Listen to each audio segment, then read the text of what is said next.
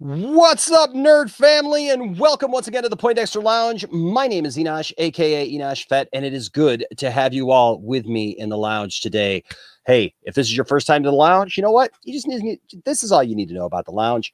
We're pretty chill, we're pretty laid back. We like to enjoy our lives, we like to enjoy things, and we gladly accept the fact that we're a bunch of nerds. And so we say this is the Poindexter Lounge. It's a place for nerds. So if you like things like TV shows, movies, games, sci-fi, fantasy, comic books, superheroes, toys, talking about Wonder Woman and all the wonderful things that are coming out, HBO Max and all the great stuff, the Snyder cut.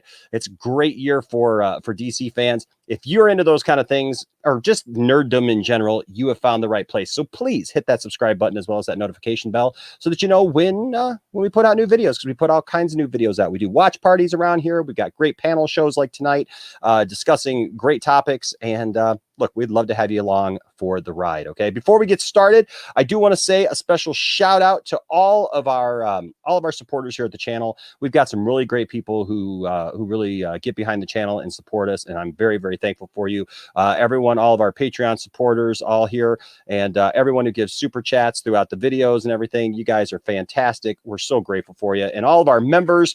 Membership has its privileges as well as the Patreon. You get to see videos early. You get special videos, behind the scenes stuff that's just for you, and then also you get all kinds of cool things like neat little emoticons and stuff that you can use in the chat. And we're only a couple of members away from getting a whole new set of emoticons. So we would love to have you participate in that. No pressure, nothing like that. We just, it's something that we like to offer to those who are here around the channel. That being said, also, if you do that, we do have monthly giveaways right now. We got 2 running this month. We're going to give this awesome Star Wars poster away here with Princess Leia and R2. Got it right here in my hand, as you can see right here. And we're going to give that away. And then around mid-month, we got a couple other goodies for you for the holidays. All right. So look, no whoop. We're no big whoop. We're just happy to do it. Also, I do want to give you guys an update on this, the Zack Snyder brick.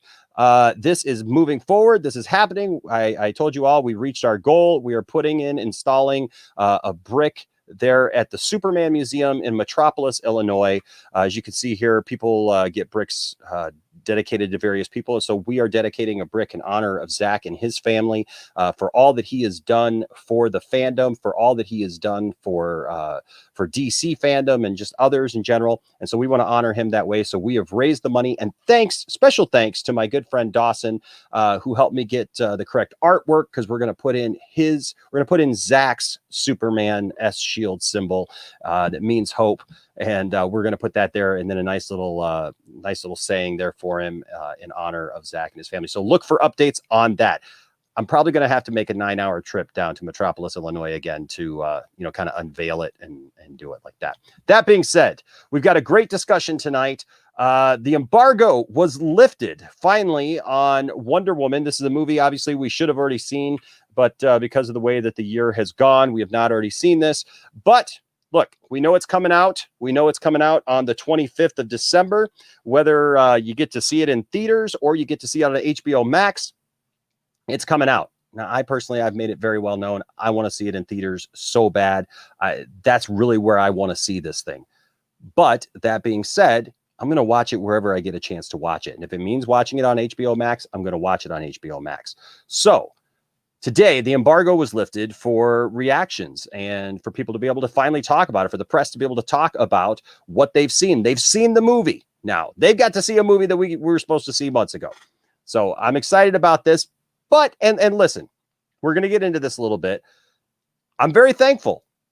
The reactions have been very positive. I have yet to see a negative reaction about this. Although we're going to get into the meat of some of this, though, because of who's responded to the movie, how they've responded to the movie, and maybe there may be some little underlying things going on under the surface. And so because of that, I have assembled an awesome group to talk to us tonight, to talk with us tonight. And we have a one or two, maybe more, that will be joining us. But first, I would like to welcome back my good buddy, Brian, Master of None. What's going on, Brian? Good to see you, buddy. Not much, man. Just getting into that holiday spirit. I hear you, man. I hear you. Also with me, as always, is the lovely Tiff-tastic. How are you, Tiff? I am doing good. Good. You look great there in with your little Star Wars thing going on. You got your toys behind. I got my toys behind me too. Heck Not as yeah, many as you, but I still do. See, it runs in the family, folks. Respect. And I have like a whole section of my own toys. Like, oh yeah, we got a little Wonder Woman action going there. Oh, what? That's awesome. Oh yeah, you should see the wall in front of her. There you, oh, it's a little cheetah going on there. All right, and a very special guest that we have joining us tonight again. That I definitely look forward to hearing what she has to say about some of this. Is Jonita Davis? How are you, Jonita? Hi. How are you? I'm good. I'm good. Good. Good to have you back here at the Poindexter Lounge. I'm glad to be back. Yeah, sorry for the little camera weirdness tonight. I'm not sure. I'm having some equipment difficulties.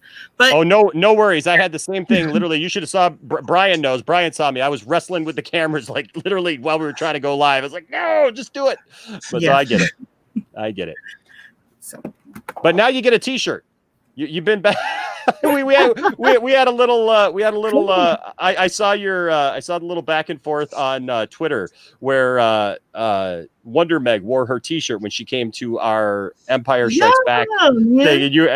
And you said how do I get a t-shirt? Yeah, so, I didn't know if I gotta collect box tops or the coat tabs or what. I mean, I didn't know what you wanted. Yeah, you collect nerd points is what it is. Yeah, you collect Poindexter points is what we call it. Oh, okay. Are those like the stamps they used to have back in my grandmother used to collect for the dishes that she got at the grocery store? Yes, wow. That's some callback right there. Wow. Yeah. Woo. That's some good stuff. So but it's all good. We're good to have you, and we'll talk off air. We'll get you some shirts or whatever. So yay. Yeah. Hey, we want everybody we can to be wearing a Poindexter Lounge shirt. We don't care. We'll let you know. But hey guys, I want to say a shout out to everybody in the chat. Thank you guys for being here tonight. This is going to be a great conversation, and I hope that we're really able to jump into this, guys, and really have some fun with it, to be able to appreciate and enjoy the good parts of it, but also talk about some of the ramifications of some of this. Now, obviously, this came out. I am going to share this real quick, and we're just going to do a quick rundown of some of this. Anybody can find this, guys. If you go on Twitter, it's pretty easy. Like, they're all here for everybody to see. But we're going to look at some of these names and what they have to say about Wonder Woman. Okay. So we got here, Eric Eisenberg says, huge news. Wonder Woman 1984 is fantastic. The story is excellent and has a great timely message. It packs in a ton of surprises, and amazing work is done with both Cheetah and Max Lord. Wig and Pascal are both stellar. Get hyped because it's the real deal. And that's cool. It's got a really cool picture here of our Wonder Woman there, Gal Gadot. And then BD says, I've seen Wonder Woman 1984. He tagged Patty Jenkins, says, literally made an 80s movie in every way, making it so unique for today. It feels both bigger than the first Wonder Woman while simultaneously more contained. Lots of Diana Prince and some epic Wonder Woman moments as Gal Gadot literally soars. Then we got Terry Schwartz says, I was lucky enough to be among the first to finally get to screen Wonder Woman 1984. I adored it. The first Wonder Woman is my favorite of the modern DC films. Okay. And Wonder Woman 1984 makes all the smart next steps, telling a very human and very beautiful story for Diana Prince. Then Amy Ratcliffe says, I got to watch Wonder Woman 1984 yesterday, and honestly, it's just what I needed. What we all need. It's uplifting, hopeful, and so utterly Wonder Woman. Just a beautiful film with themes that hit you right in the heart. And then here's some people just, talking about the various positive reviews. Jay Adden says, yesterday I was invited by Warner Brothers Pictures to see Wonder Woman. And what I can say is that I didn't expect to be so moved, laugh, and so much, and fill me with love and hope. If No Man's Land scene made you cry, get ready, because there is a scene just as powerful. So happy for DC. Jermaine Lucier says, yesterday I found Wonder Woman 1984 at home. I saw it at home, and it was everything I needed and more. The movie is hugely ambitious, incredibly exciting, and full of much needed hope.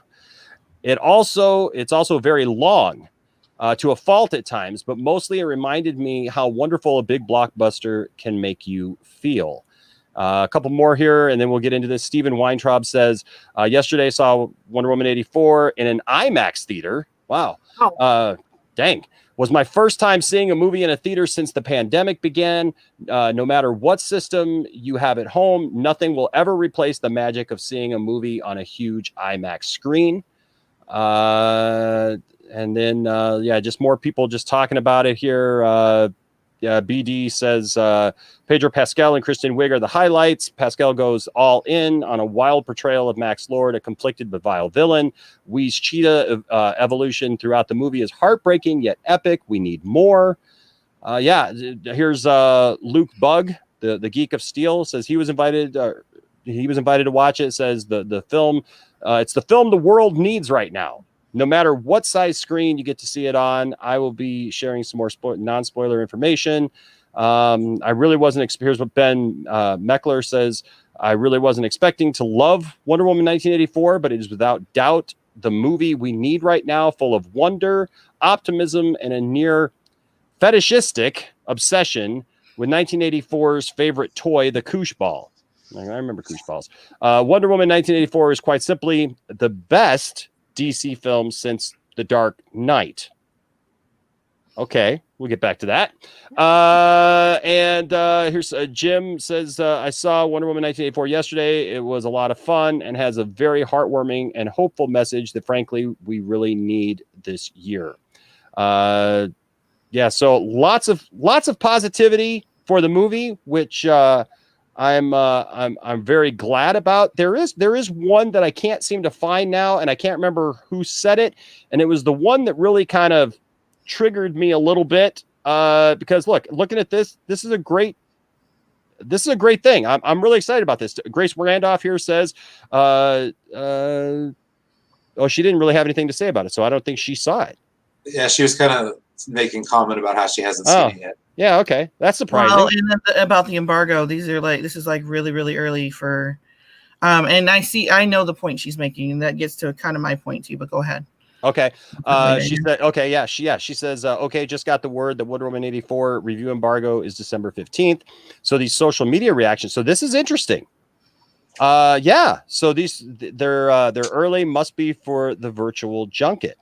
Now, okay, so that's the first I've seen. Everything I'd seen had said that the embargo was legit. So now my thumbnail is stupid. Thanks a lot. I appreciate that, guys. Really, let me know. Well, there could be a reaction, an embargo for socials. Sometimes they have one for socials, and this one for a review. So it could be the social media one was lifted. Yeah, that's true. That's true. So just lots more of this, of everybody just kind of like, we love it. We love it. We love it. There's a theme that seems to keep running through it. A lot of people are, here's Patty Jenkins even says, let's do it again. Thank you, IMAX, for setting the high bar for excellent movie images. Can't wait for December 25th. And we hope we can re-release the film in IMAX when theaters are all open again. So do I, because I really want to see this movie in the theater, so that everyone who wants to has a chance to experience Wonder Woman 1984 that way. So lots of great stuff here. And it's nice to finally, as a DC fan, for the first time in a while, here's HBO Max's, promo for it. I love seeing her ride the lightning like that. That's fantastic. And I love this picture. That's why I had to use it, of her holding the guy upside down, with her, their little shh there. But as a DC fan, there's a side of me that says, this is awesome. This is great to finally be in a position as a DC fan where we get some positive reviews right out the gate. Here's my concern. I also saw a couple of reviews that were obvious digs at Zack Snyder. This bothers me. This I think is really uncalled for. I think it screams of smugness, of somebody trying to think, somebody who thinks that they're proving a point or saying something. But here's the deal. Zack Snyder's an executive producer on this thing. Like, you guys, I'm really interested to hear what you have to say. And Jonita, I want to start with you because this to hear people sit here and talk about this like it's like Zach, has nothing to do with this, or that somebody even said, and I have not been able to find the tweet again, but somebody even said, "Hey, we need to give the DCEU over to Patty Jenkins now because we really like this." And I can't find it anymore. So I don't know if it disappeared or if it's still around. And hey, before we do get in, I do want to welcome also to the stream Nana from the Nerd Queens. Welcome, Nana. Good to see you. But yeah, so we're just talking about this, and Jonita, what are your thoughts? I mean, you see this, and you obviously said already you got some thoughts on this.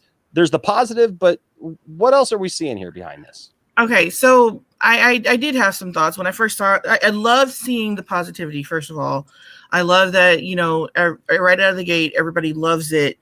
But then if you scroll through and look at people were talking about the critics reviews are in. Well, if you scroll through and look at the names, it's only like 1 or 2 critics, maybe. Yeah.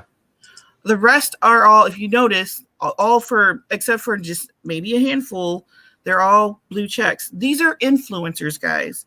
They flew in a bunch of influencers to get out there the word that this movie is cool. These aren't necessarily fans of DC. I mean, some of them we already know because I saw the tweets you're talking about, Enosh. They're anti-Zach people, so they already went in with an agenda. Yep. And while I'm glad that some of these are really great. The reviews are really great. I'm still concerned that maybe, and somebody said in your comments that maybe they're really great because this is too close to the MCU type style of superhero movie. Mm-hmm.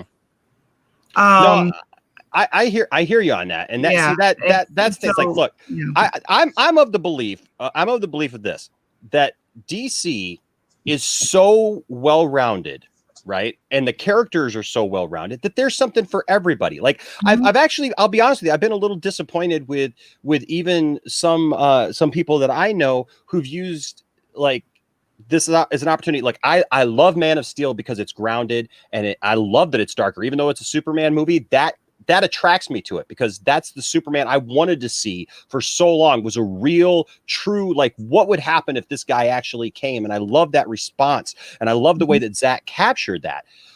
And I love Batman v Superman because, again, it's rooted, it's grounded. It's what would the Batman that we all know, who's feels this great responsibility to protect everyone and will go to great lengths to do that. How would he react to this alien and this alien invasion that, comes upon Earth when he's just been battling people in Gotham for 20 years? I love all that. I cannot wait to see Zack Snyder's Justice League and see how he continues that story. But also, I think we forget sometimes, look, I'm not putting down Shazam because I really like Shazam. I mean, I did too. My kids love it, Yeah, I loved that movie. And as much as I love everything else, I don't see it as, well, we either have to get this or we have to get that. That's my opinion, is that I like it. So if I see, when I saw the first Wonder Woman movie, it's bright.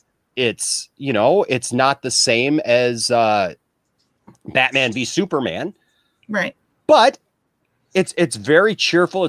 But it's inspiring. Gal Gadot is phenomenal in it. It's telling Wonder Woman's story, and each character's story can be told in a different way, yet come together. Oh yeah, that's true. That's true. But I mean, I'm thinking more along the lines of we've heard a lot from the Ayer cut, even Kathy Yan. Yeah, it's true. We heard a lot about the studio meddling, and that's what I'm worried about. Grace Randolph, I agree with her with the point she was making is with saying these reviews are hella early. She's saying we haven't gotten people in to review this movie who know DCEU, who know movies, who are actual critics. I mean, there are like a couple of critics. I have a friend who was a critic who went and saw it. But there's very few critics who went and saw it. These other people they're probably, it seems like 90% of these people are influencers.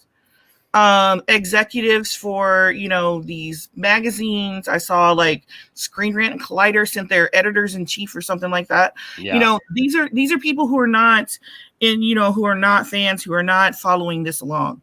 Yeah. So I agree with Grace. This is early. The embargo's about on the 15th. I'm waiting to hear their actual reviews written by critics, written by people who follow these movies, because I don't know. It's almost like waiting for the other shoe to drop. No, I hear you. I hear you. And you bring up a good point with the Marvel thing. You make a great point with the Marvel thing, because look, Marvel movies are not made for people who how do I say this nicely? I enjoy Marvel movies. I like going to see a Marvel movie. It's fun. It's something that I don't have to think too much about, except for when I went to go see Endgame. And I literally, Tiffany can tell you, I walked out of that movie pissed off because I was just like, this movie makes no freaking sense whatsoever. It's actually making my head hurt. Well, almost. Oh my God. It's like this movie makes no sense. They're playing with time and just like making up their own time travel stuff as they go Sitting along. next to me going, seriously? Really? And I'm like, shut up and let me finish the movie. The fact that they made it up, but the fact that like they go all these lengths to like have all these smart characters there and show how they can solve all these things, and then what saves them? A rat running in the storage room. Yep. I mean, I'm sorry, but like, no. It's like the happenstance. Yeah, and nobody, absolutely nobody, criticizes them for that stuff. Endgame comes out and people praised it like it was just the second coming, like it was just the most amazing thing that had ever happened. And yet Zack Snyder puts out, very detailed, grounded, comic book accurate. That's what really just bugs me the most about this is that when I hear people say, "Oh, Zack Snyder doesn't get Superman. Zack Snyder doesn't get Batman." Look at me really closely, right in my eyes here, okay? Let me take these off so you can see me really.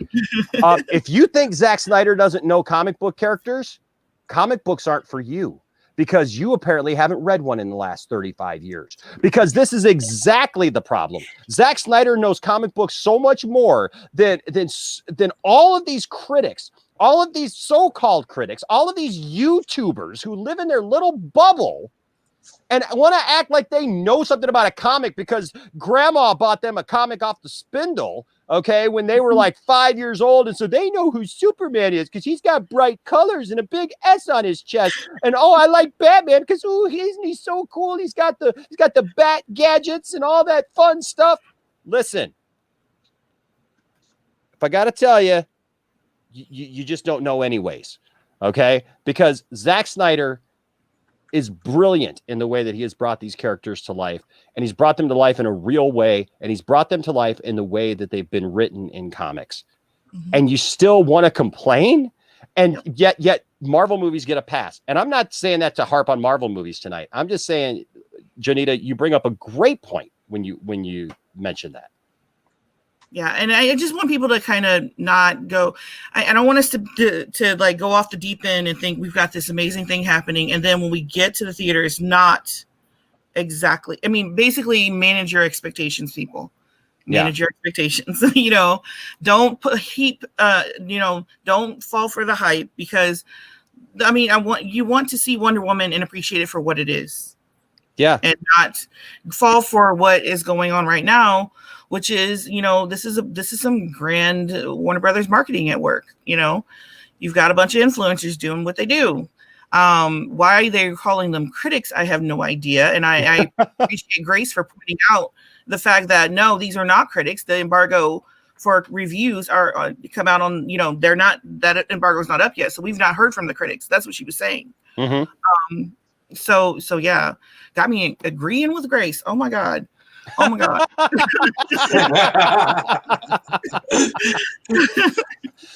Cristiano brings up an interesting point here. Says, I'm worried about the tone of Wonder Woman 84. It looks cheesy. I get that it's in the 80s, but the plot revolving around a magic stone that grants wishes seems really cliche and simple. Yeah, I mean, anybody have any thoughts on that? For just what we know so far? I mean, I think like when you You like I honestly, if you put it this way, it does sound cliche, but I think it's a lot about, you know, how it's worked into the story and Mm-hmm. how the story progresses. Because like you can have the most cliche story out there and you can still make it original, you can still make it really entertaining, and you can still make it really like in-depth, kind of important kind of story, you know. So Yeah. I mean, you can reuse basically any superhero movie into really cliche story. Let's face it, you can. But then you look at the actual movie and you can get so much more. You know, Absolutely. like I mean, look at Man of Steel. I mean, you can reduce it to a cliche story too, but then you look into actually what the movie is and you can have so many points of view, and that story has so many angles, and it's just so very well done. So I wouldn't necessarily look at, you know, Wonder Woman 84 and be like, oh, it's got cliche story, cliche premise, I'm not gonna see it. Because honestly, like I was impressed with what Patty did with the first one. I think that again, you could go for a cliche story, but what she did with that surface level thing in order to deliver a very beautiful message in regards to war and how it affects people and how it affected Diana. I think that, you know, any story can be really, really well done. And it doesn't matter if it sounds cliche on a paper at the first go. Mm-hmm. Yeah, that's a really good point. Patty did do an amazing job the first time around. And like I said, I do know one critic, a friend of mine who did actually, you know, win a seat and she said that, you know, it was really good. And that was all she could say. But I think that we need to just kind of just chill, you know, Yeah. and just like Nana said, we have to see the story first. We can't just tell just by a simple, you know, breakdown. So Yeah, no, that's so true, because people are just so ready to just jump on anything. You know, Yeah. I mean, if it's negative, if the first things had come out today and people had said, well, you know, it's this and that, you know, and kind of been negative about it, there'd have been a bunch of people jumping on that too and saying, oh, see, I told you it was going to be negative. This is the first Yep. thing. Oh, yep, see, there it is. And because people are fickle, people don't have opinions of their own. They look for these influencers, like you said, and this is what I've been talking about, like this YouTube bubble, right, that people live in. They act like YouTube and Twitter and social media is so important. And you know what? It is, because it honestly, they're called influencers for a reason. And it's a Yeah. shame. It's a shame that people are just led like that, where just somebody can tell you, hey, this is good. And you go, oh, it's good. Or somebody could tell you this is bad. And you go, oh, it's bad. Okay. And then that forms your whole opinion. And then you're in somebody's comment thread for a half an hour, going back and forth. This is why it sucks. See, this sucks. This is horrible. This sucks. And it's like, what the heck did you just watch? You know, I mean, like, because, you know, every time somebody tries to tell me that, you know, like Man of Steel there's nothing to it or whatever, you know, like Nana said, like, it's a simple story. I'm like, what do you want from Superman? Like, because seriously, you know, like people complained for years that we weren't getting a Superman who had to deal with real life problems, that had to deal with real life issues and the real world. Then all of a sudden we get it, and everyone's like, why didn't they play John Williams' theme music? And why was Superman like so moody and like he grew a beard? And what was the deal with that? And it's like, oh my gosh. Come on, like, what, you know, but this person told me that, you know, I watched a review and they said that they didn't like it because of this. I'm just like, It's just good Lord. But I think, you know, I think like bottom line also is, you know, it's obviously, yes, people get influenced by the influencers. Like you said, that's why they're called influencers. But I think it's also, you know, if you are in that position, you know, and you do have the audience that you can influence to a degree. And I mean, between all of us here, we don't have as big of audiences as some people out there do, but we still do have some audience. Yes. And I think it's important that we realize in the position that we are in, that what we say people do listen to, and people can be influenced by it, and we should encourage critical thinking. We should encourage as much, you know, hey, this is my opinion on a thing, but you have full right to have a different one. And I think that's a problem with modern day influencers. A lot of them is that, you know, they see all this power that they got, And you can see it, I would say, especially with influencers who got to their power or their influence in the modern way. So the way, you know, streaming and all this stuff that wasn't their previous generation. Mhm. They got to this, you know, literally they got to this power from something that wasn't here before. And it's kind of first generation of that sort in a way. And, you know, not necessarily everybody even knew what to do with it. But then again, you can improve yourself as a person as you see that you have a large following. You can tell them stuff. You can improve yourself, and you can make sure that you give them, you know, give your audience right tools, not just to encourage them to go see the movie, but also to encourage them to do their own research and make their own opinion on things. And I don't think enough influencers do that these days. I think that it just doesn't pay off for them in the long run. Yeah. Mhm. It's shady as hell, because Yeah. I think that a lot of them realize that they could do it, but they just don't. Yeah. Yeah, it's an amazing power, though, right? Because even today, we don't understand exactly fully how social media influencing all those numbers work. And so, I mean, Annie, you're right. I mean, it's a huge responsibility, and it's a huge power, and it's misused a lot. And instead of people, I mean, just look at today. Instead of people saying, "Hey, this movie was great, and I liked it, but you know, you should go and see it for yourself." I don't think I saw that one time as someone saying you should go see it for yourself to decide. Yeah. I didn't see that not once today. All I saw were people saying, you know, using their own opinions, trying to sound smart, you know, trying to say something smart about the movie to make themselves look good, and not even looking to their audience. I don't think they once thought about their audience. So yeah, it's right. But I mean, they use influencers because they're effective. I mean, the whole internet, it says that Wonder Woman is a hit, and it ain't even open yet. Yeah.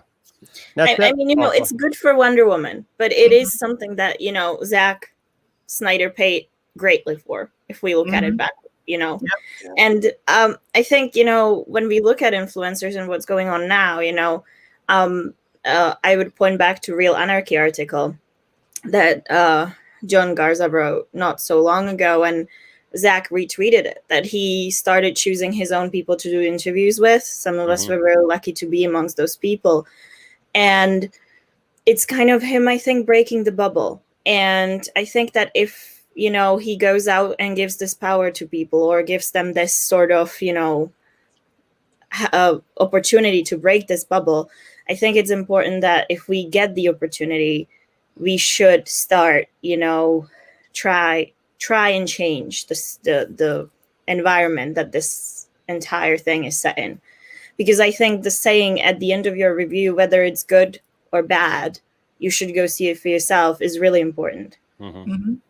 Rasha brings up a good point here, that those reviews sound scripted and they use buzzwords like they're not real reviews. Because I did watch Film Gob did a video that put them all together, and he just did one right after another. And he kept pointing out the fact that they all keep saying the same thing. Like some were like, you know, oh, it brings back hope. It brings back hope, you know, and it was like hope,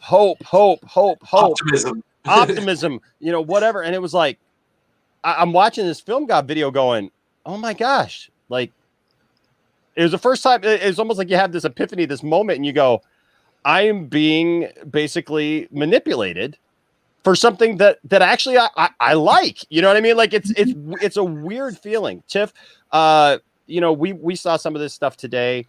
What do you think about the fact that, like, this is a positive thing, that obviously we want Wonder Woman to do well, but on the same side, we're looking at this critically, which I think is kind of weird, because we're looking at it critically, which I don't think that some of these influencers were like looking at it critically. Because I think as DC fans, as fans of this stuff, we don't want fluff opinions.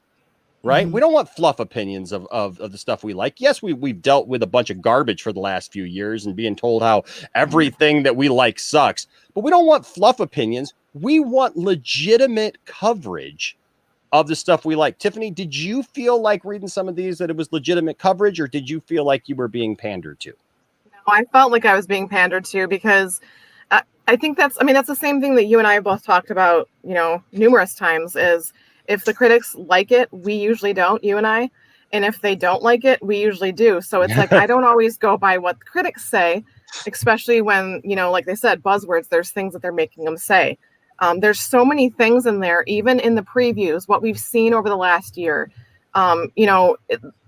There's so much attention to detail with, the new costumes, with, the storyline. You have, Diana. We get to see Steve Trevor again, regardless of how he comes back, if it's from the stone and that's what she wants the most. I mean, we get the funny between them. I can't wait to see just, when she's having him change into different clothes and he's like, parachute pants, is everyone jumping out of planes now? I mean, it's like, it looks like it's got like the humor. It's got the love story. It's got, Kristen Wiig, who is frustrated because she feels like she's just like getting pushed over, and people like Diana get to have her way all the time. But then it's like you see her kind of with these superpowers. She's fighting Diana in that that building, and then all of a sudden it's like that's not enough, and you see Kristen Wiig on the plane with Maxwell Lord, and he's like, more is not always bad. And so then you see like the next level, kind of like Pokemon. It's like level 2 of Cheetah, and so we get to see this pull of power between I just think it's very interesting. But I think also too is from the first movie.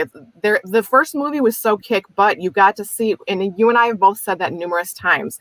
Wonder Woman was able to be kick butt, and so was Steve Trevor without demasculating him. They could both be very good, very they could both fight, and it's not like, okay, I'm better than you. They could still be on that level playing field. But little things like it's like you and me, Tiff, right here, side by side, baby.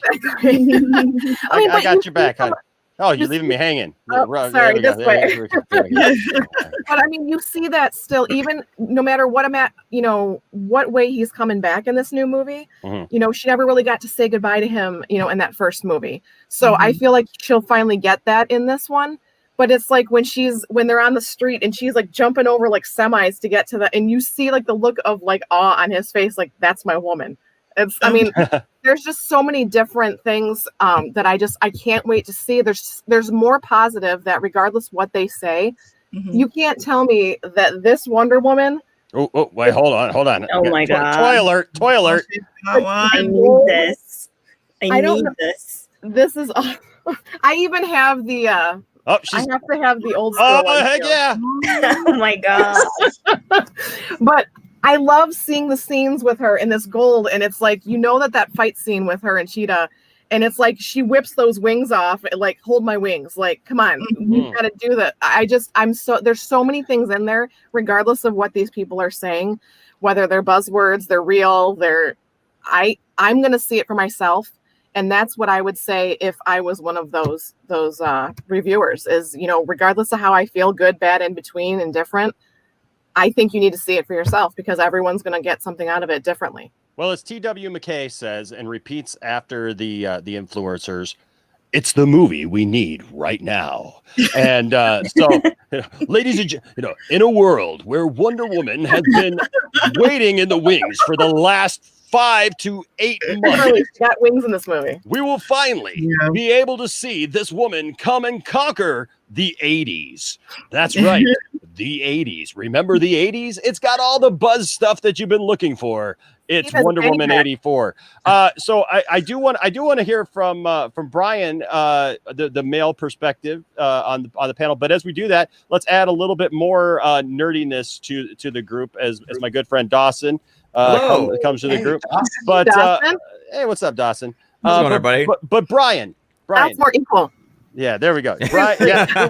Now we can't. No more can come in unless Zack Snyder ever popped in. I joined late. Like, we'll see you later. Who else we got to get rid of? Brian can go. We'll keep the ladies in. We'll bring in Zack Snyder. Okay. Yeah, I had to join late. Right with that. I had to join late 'cause my wife had to use the computer to grade some assignments. So I was just like, get it done. I gotta join the stream. There it's you okay. go. We're all good. We'll put Nana here in the middle, and then now we're looking good. All right. So Brian. Let's get a couple other perspectives. Do you feel, hey Brian, that this is the movie that we need right now for 2020? Oh, in the hallway. I mean, we've been through so much this year. They tend to use that phrase a lot for movies. We need Wonder Woman more than any other year. Yeah, right. more than any other year. This is the year that we need Wonder Woman 84. What do you think? Watch it at home.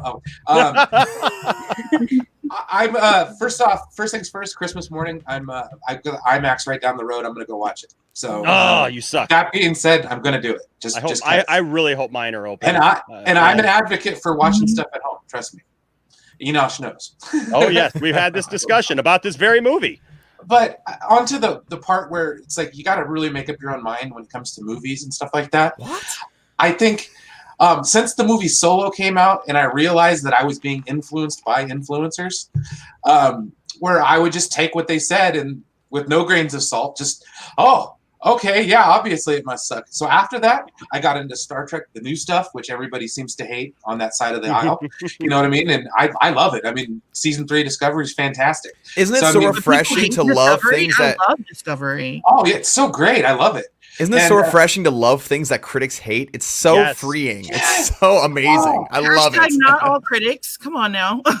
That's true. That's true. Not all critics, but you know what I mean. You know what I mean. Those blue check marks. Hey, Dawson. Hey, Dawson.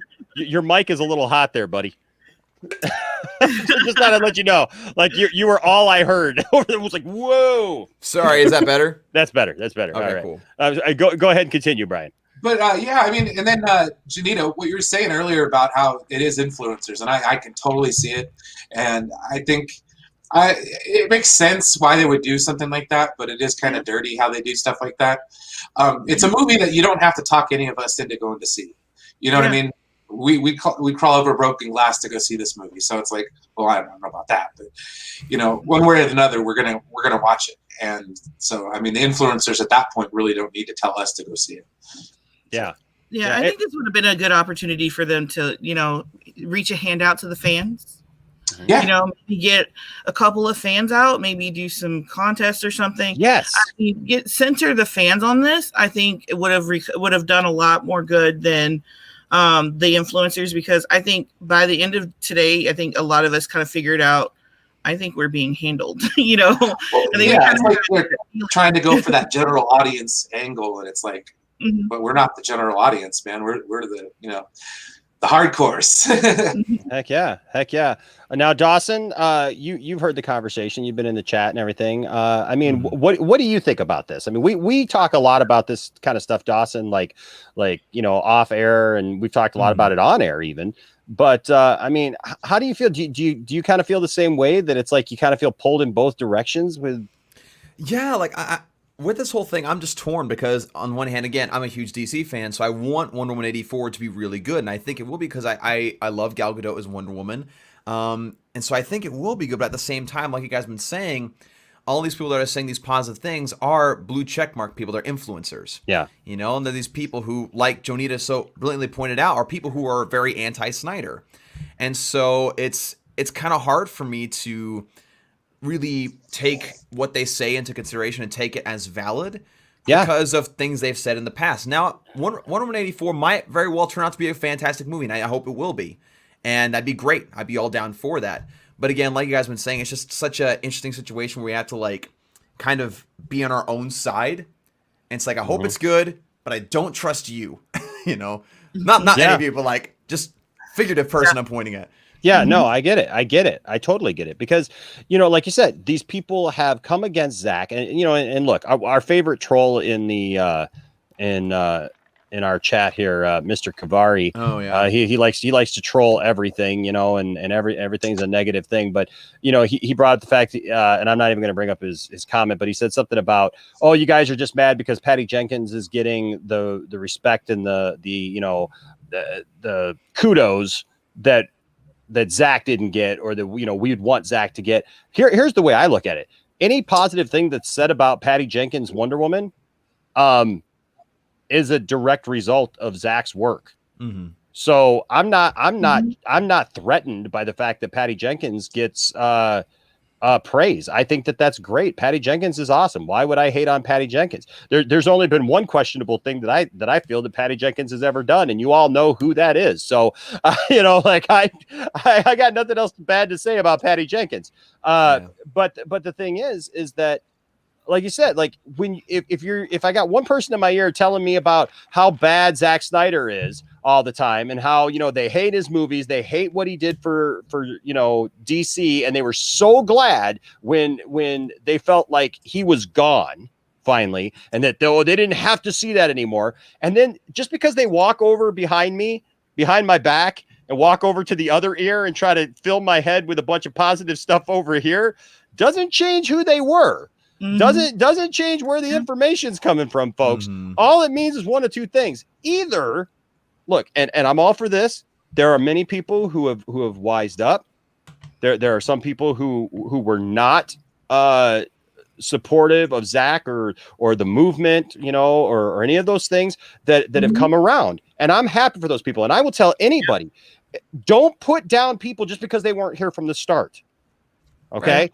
It takes a lot of respect to cross the aisle, you know. Exactly. Exactly. So if they come over, be happy and welcome them with open arms and say, look, we're all in this together. Let's all be in this together. Let's just respect each other. We don't all have to like exactly the same thing, but you know, it is what it is. But if they're trying somehow to angle, and that's the way I felt with little comments, like I said, like, oh, well, we just need to give Patty Jenkins the whole DCEU. Well, we all know what that's code for.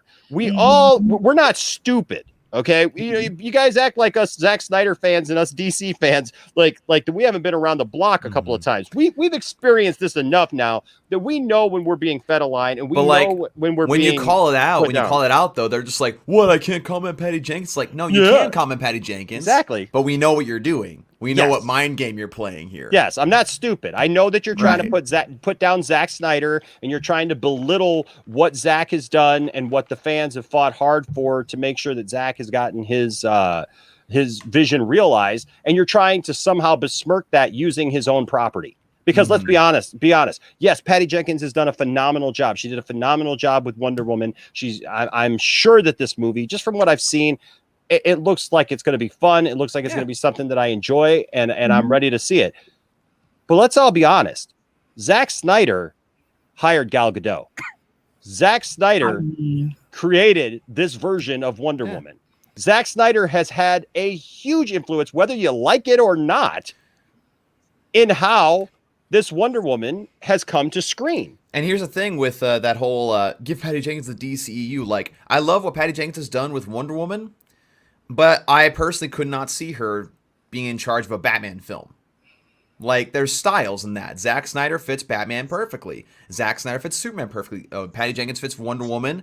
And there's different directors that fit different teams and different characters. Yes. And so for this person or people to be like, oh, just have this director who's done this type of character be in charge of all of them. It's like saying put every single comic book or one comic book writer over in charge of every single character. It just doesn't work. Yeah, there shouldn't be one director for like all of the franchise. I don't think it's a good thing when you have when you have a franchise as big as the comic properties are at the moment. You don't want to have one director doing everything. It just like you would have everything done by a mold. Everything would be the same. And I mean and it's just not working. I mean, Patty has a really good outlook on Wonder Woman and what she's done with at least the first movie. I can't judge the second because I haven't seen it yet, even though I'm excited for it.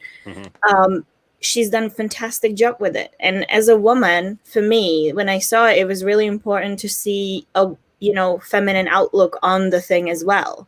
Yes. And that's something that no other director, well, no other, of course there are other directors who can recreate that, but like, she brought something to Wonder Woman that was special, that made her special.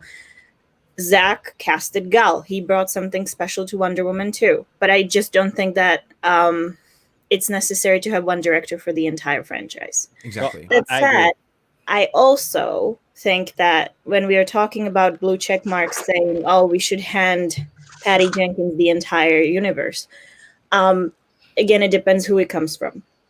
Because you have these people that they've been slandering Zack for years. And then obviously when you see this, you know exactly where they're going with it. But then if you have people who stayed quiet on the topic, or they didn't necessarily comment on this, or were even positive towards Zack, if they say this, it's mostly just, hey, I'm super excited about this movie. And I think then at that point it tells you more about, hey, this person's actually really excited about the movie. They got so excited, so they're like, oh my god, give that woman everything, because obviously she's done a good job. So again, it depends where it comes from. I think that's important for us to look at as well, if we want to assess what the reviews are like. And so that's a really good point, Nana, because I was gonna mention this too. Whoops, I didn't mean to get rid of all of you guys there. Whoops, sorry about that. But that's a really great point in the fact that, because it was brought up about The Dark Knight. Somebody brought up in their tweet and said, oh, this is the best DC movie, which we all know that was a dig as well. We're not stupid, right? I mean, this is the best DC movie since The Dark Knight. Totally overlooking the past like 6 films that have come out. Yeah, what other DC movies have you watched since The Dark Knight? That's my question. Like, have you watched any of them? Does Man of Steel not exist? Like, I does guess, BVS not exist? This must have been a person like who Pretty went raw on to a the first Wonder vacation. Woman. Right. Honestly, this could have been a person who went away on vacation, got in a plane wreck, was crashed on a deserted island for the last 10 years. Again? Yeah, it's like Lost. They were kind of lost on this island. There was time travel. They missed a few movies. They came back. They had to get back to the island. There was a whole mess with a smoke monster and everything, and they got totally mixed up in that. And then they came back and there's like, hey, Wonder Woman 84. This is awesome. No, seriously, what do you think is people's look? Because there was a point in time where everybody wanted what's his name? My brain is drifting here. Christopher Nolan. They wanted Christopher Nolan to be the guy to direct and like lead the charge for DC, because he did The Dark Knight, right? And even he was a producer on Man of Steel, which is fine, but it wasn't Christopher Nolan's vision that was that. But people, after they saw The Dark Knight, they just lost their mind and they just said, this is the best thing ever. And I think some of that might have fizzled out a little bit with The Dark Knight Rises, but people still go back to The Dark Knight. Why do you think people, is it just because Zack came after that? Or do you think that there's some other I mean, look, I love The Dark Knight. I loved Batman Begins. The Dark Knight Rises, not so much. I appreciate what he did. I'm looking forward to seeing Matt Reeves, the Batman. Oh yeah. Right? Like, there's nothing wrong with that. What do you think this infatuation is with kind of like, we like this thing, but we can't like the thing in the middle? Like, there's all these people who are like, oh, the Batman, Matt Reeves. Oh, I'm all for that. I want to see that. I'm so excited for that. And then like, oh, well, everything that came after Batman v Superman. Yes, I'm good for that. Yes. But it's like they zero in on Zack and they're like, well, we couldn't like that, right? We couldn't like any version of anything like that. It's kind of like Jared Leto's Joker. Right. So he's kind of in the same position. Right. So you had Heath Ledger that all these people really responded to and really liked. And I did too. I really liked it, even though it's not comic book accurate. I really liked it. But then you had Jared Leto and everybody goes, oh, this sucks. This isn't my Joker. This is horrible. And then all of a sudden you got Joaquin Phoenix that comes out with some weird hybrid Joker that's really not the Joker. But I still love the movie because it's a good movie. It just doesn't have to be the Joker. And it's like, oh, well, that's fantastic. Is it this middle child kind of syndrome? What do you guys think that is? No, if I can comment on that, I think it goes back to the stigma of fandom. For some reason, fandom and people really stick to the part that it's derived from fanatic, And so there's this stigma that's associated with it. So anything that has a large fandom following around it, it's cool to be against that, you know? Yeah. So, you know, it's not cool to like, Zach has a big fandom, huge fandom, you know, it's not cool to be on the side of his fandom because, you know, there's that whole stigma of being a fanatic and being, well, are you just I mean, it's almost like, because I get this, are you a fan or a critic? Like I can't be a critic if I'm a fan. Gotcha. Yeah. Well, No, and the thing is, people don't understand.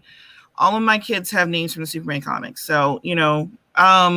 That's awesome. I mean, my son's middle name is Jor-El, so I love that. That's awesome. My 17-year-old's name is Kal-El. So see, I wanted a Kal-El. I wanted a Kal-El. Awesome. Yeah, I lost. Yeah, My youngest is named Logan after Wolverine. Yeah. Nice. If Tiffany and I had been married, when we had all of our kids, they would have all had Superman names or Star Wars names. I would have had a different name. But I mean, you see, when people, when they hear that, they're like, "Oh, you're a fan," and that changes what they think of you. It's like being a fan doesn't flip my brain, doesn't, you know, just dumb everything down. It doesn't like impair something within me. It doesn't do that. Exactly. But for some reason, people, they want to think that, and I think that's because they don't understand fandoms. They don't understand it. And so with Zach, he is particularly, you know, in a sticky situation because of what happened with Warner Brothers and because of all the spin that the studio did against him. Guys, that backlash against him all these years and against the fandom, it wasn't just the critics. I mean, there was a lot of the studio behind that. And I think that influencers influencing people. And so you're going against a lot of programming there.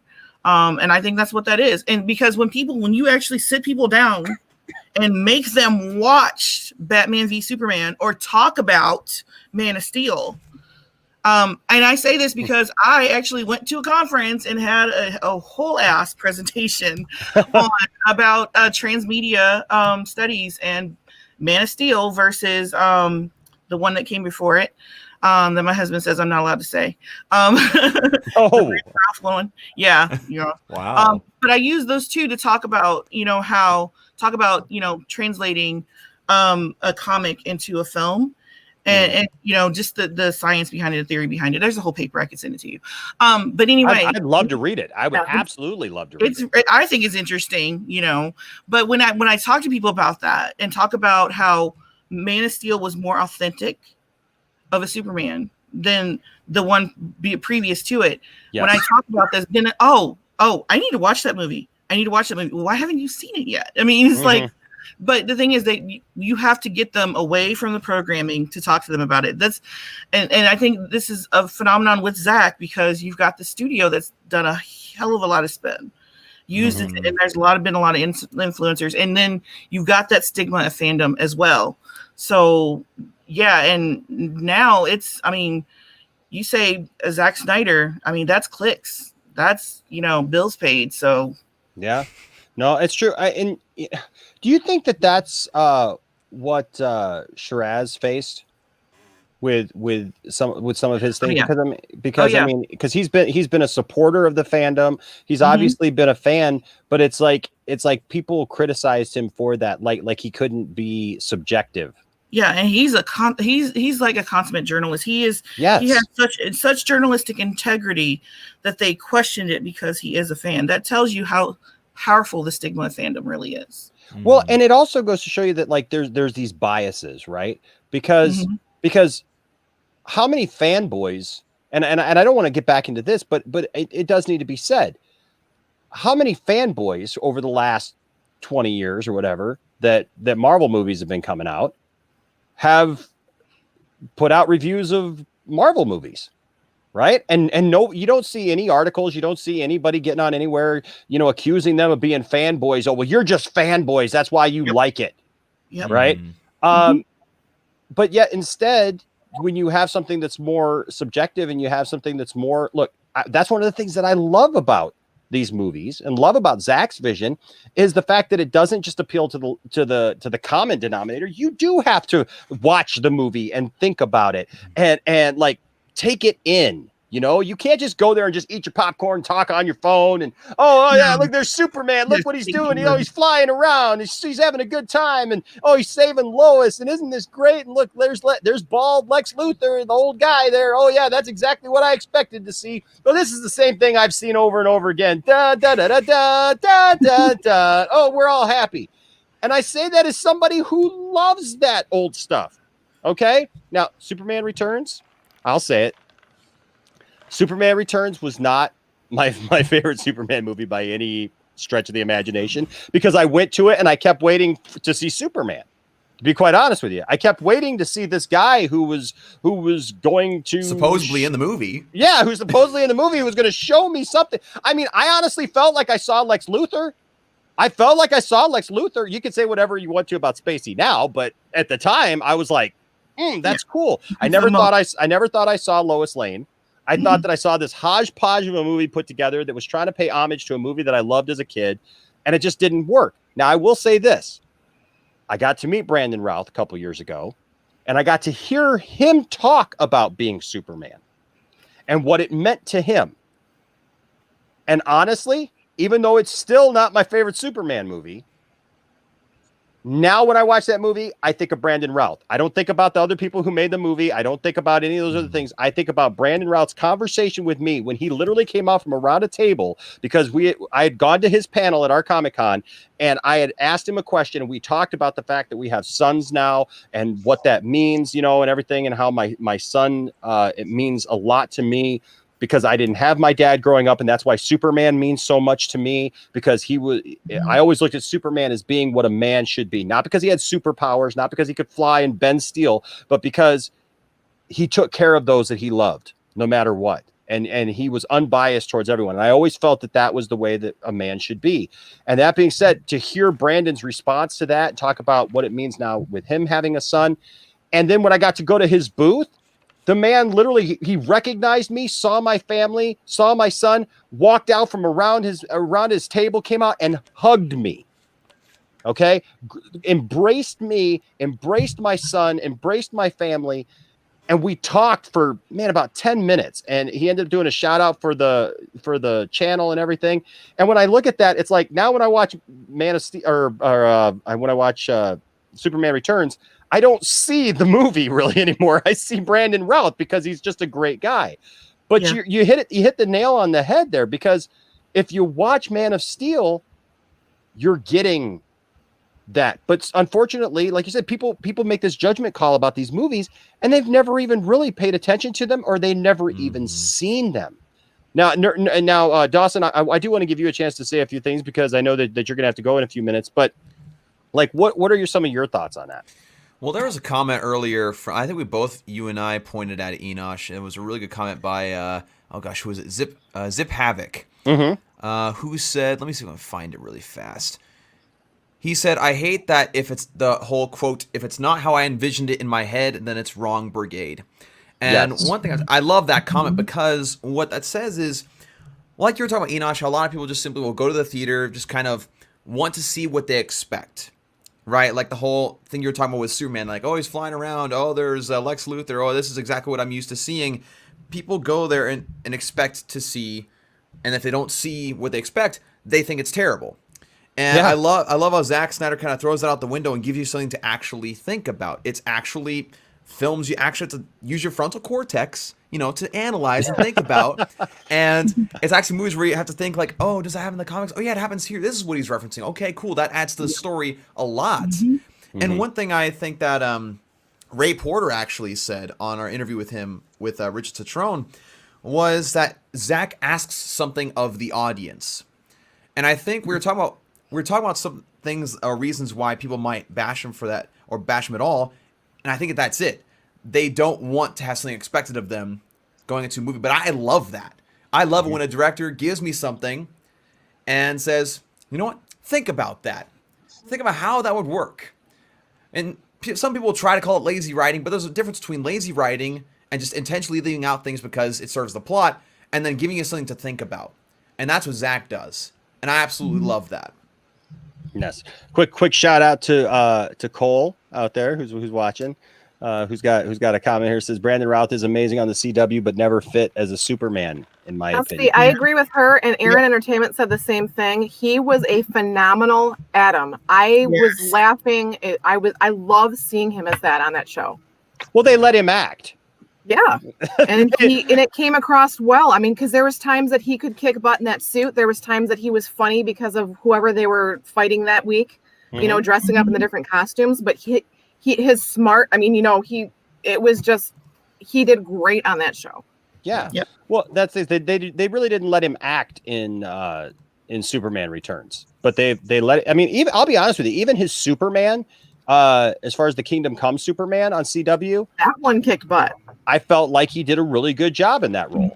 Because they let him be Superman in that, you know, and I think that's the point, that Zach let Henry be Superman. Even when he wasn't Superman, like even the fact that like all through Man of Steel, he's not Superman, yet he exudes more of what those qualities of who Superman is.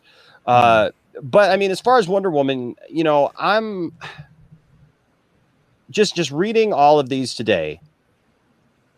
My heart was overjoyed at the positivity again, but I think we're at a point as a fandom where we want something real.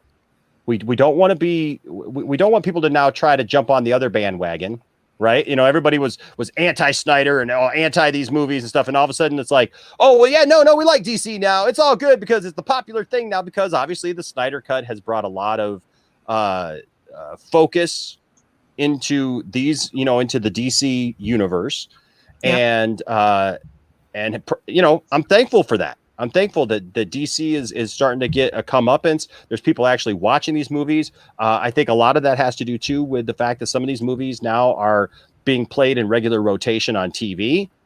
Because I tell you what, a lot of people don't discover movies until a lot of times they see them on TV and they're played in regular rotation. And all of a sudden, Batman v Superman's on TNT like every weekend, and you know, and Man of Steel and Wonder Woman, and much to our chagrin, probably Justice League every once in a while. But you know, it is what it is, right? And so like it gets these movies out there for people to now have a little bit more comfortability with these movies, instead of just having to go see them that one time at the theater.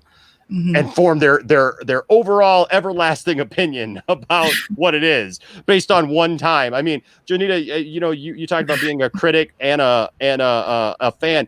I mean, how do you feel about people just like going to see something once and be like, this is how it is forever? That's hard. I mean, I've had movies that when I saw them in the theaters, I hated them, especially now during COVID. I mean, since COVID has happened, I have movies that I saw during Sundance right before COVID happened, and I watched them now, and like there's one it really didn't hit me, you know. It's like one of those meh when I watched it, and I watched it last week and brought me to tears because it, you know, everything that's happened since this pandemic, and I had time to just sit and watch it and just really marinate on it and get to see it again, you know. So there are times when sometimes I'll go back and maybe do another piece on something, you know, or sometimes it'll be like, well, you know, that's the first viewing. That's what I got. That's what I got. That's why I don't like doing like these hot takes, because I almost always end up, you know, having to go back and, you know, over what I said, because it was too soon, too quick. That stuff needs to marinate. It does, you know, it does. So, and I just wanted to say about, you know, the comics and in the movies, I think that you guys were talking about you know, Zach wanting so much from it, something from his fan, requiring something from his audience, just like the books. I mean, when they started coming out with books like Swamp Thing and even The Dark Knight, they required something of their readers. And so I think that people still have this idea that comic books are like the wholesome type, you know, their kids stuff, and they shouldn't do anything serious. And when people tell me about that, I'm like, have you read any comics since, you know, like the 80s at all? Even some of the kids comics before that were really serious. I mean, in the 70s, Luke Cage was a kids comic, and it was talking about, civil rights and, all that other stuff. So, I really think that people need to readjust what they think of comics. And, well, look at those runs. I- Look at those runs of Green Arrow and Green Lantern. Yeah. I mean, so, talk about social issues. My gosh. I have a Superman comic where Superman is like, it's him and there's hooded guys from the KKK, and on the cover, I'm like, this was like a kid's comic, and he's handling this stuff. And like, there's one inside where he's like linking arms with a bunch of black people who are protesting, and had his body between them and police. I know exactly what you're talking about, but if we saw that exact same cover nowadays, can you imagine? Can you imagine for a second the outrage, the pouring out of anger that would come out? Like, Superman shouldn't be political. Superman shouldn't be a part of all that. These are for kids. And that's a little bit. That's another reason. Just another reason why I think people resent Zack and his movies. You're making us think, you're politicizing, and you're just supposed to be able to sit there and just see the cape and feel all kinds of childlike joy. And I'm like, yeah, that's not my superhero. That's not anybody. Well, I gotta go. I gotta dip. But it was great. Right. It was great to talk to all you guys. Absolutely.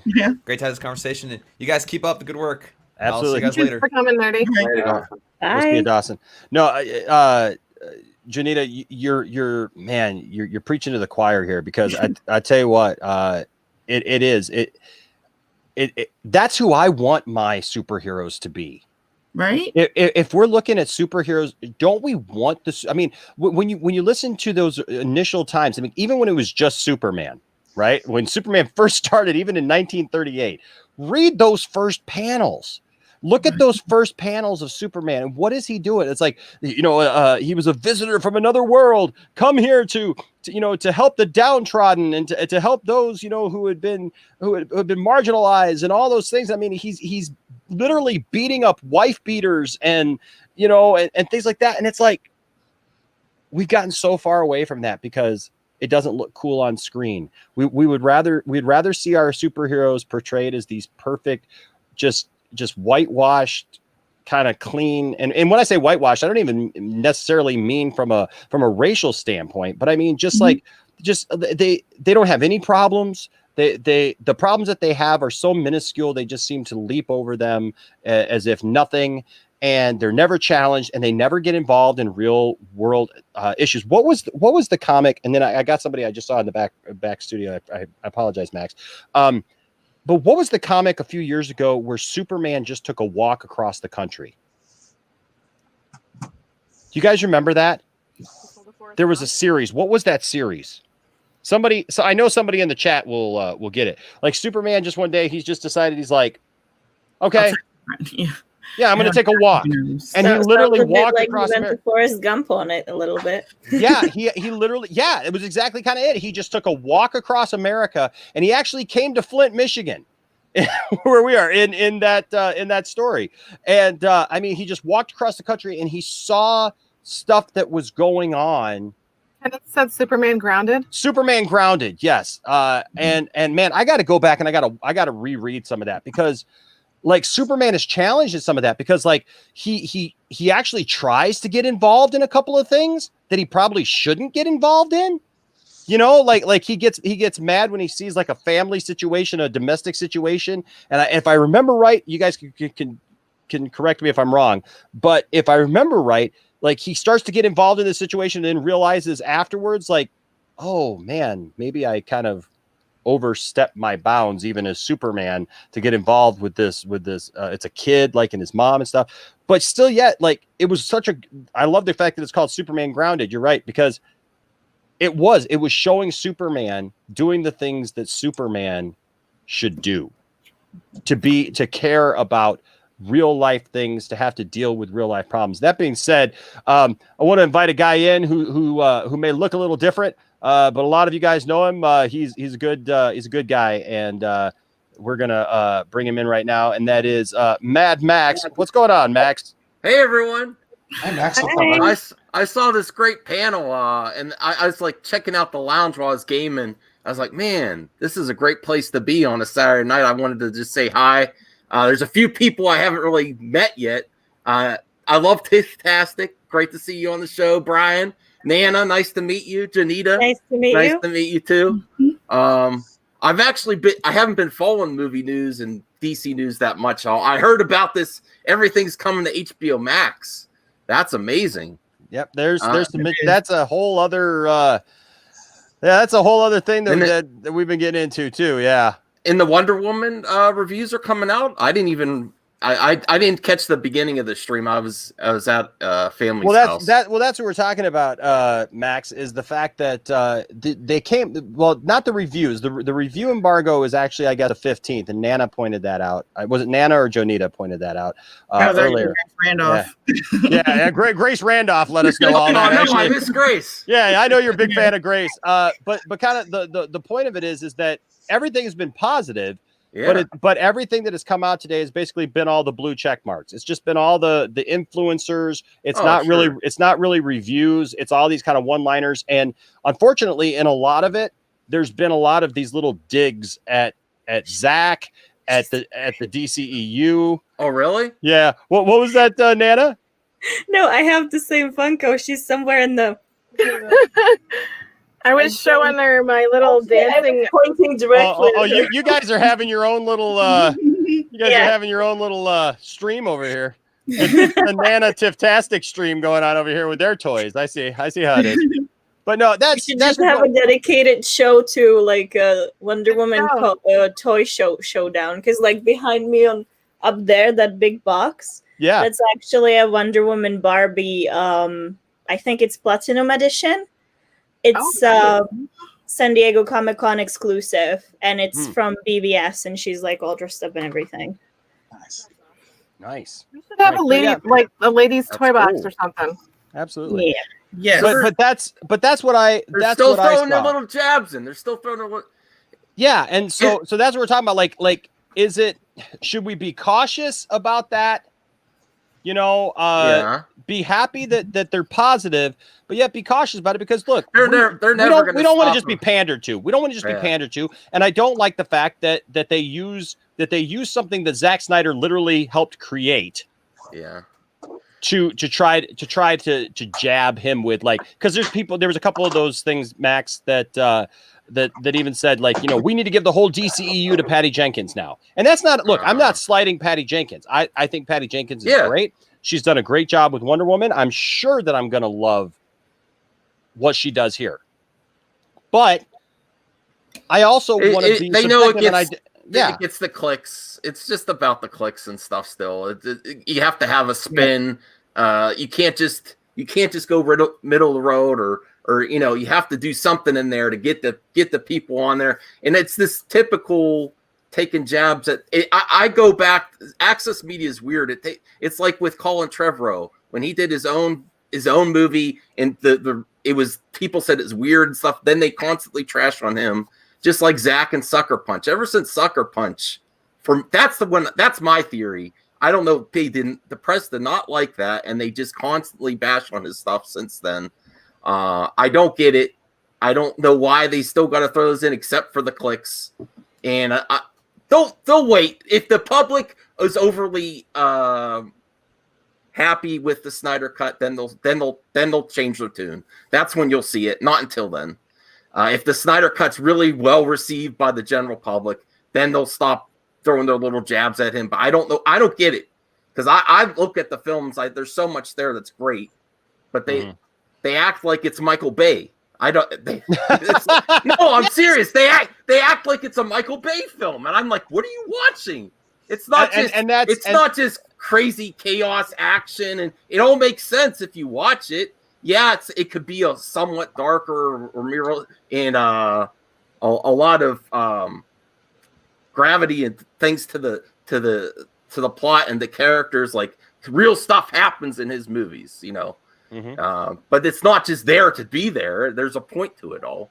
Well, exactly, and I guess that's another good question for everyone is, you know, like a couple of things actually. So as who we are you seeing an uptake in people talking to you just randomly, or people you come in contact with? Because I know, look, I'm getting my haircut and people are like, oh, hey, I like your Superman shirt, or I like your Superman, jacket. I got a Superman coat that I wear, and I, in the wintertime, and I'm a total nerd. Okay. Like my car's got it on there. Everything's got it on there. If you come to my office, it's full of toys. It's full of, DC. It's got a Superman shelf and everything. So that's who I am. And so those of us who kind of work in this thing, like, people ask me about it because they're like, oh, well, did you hear about this Snyder Cut thing?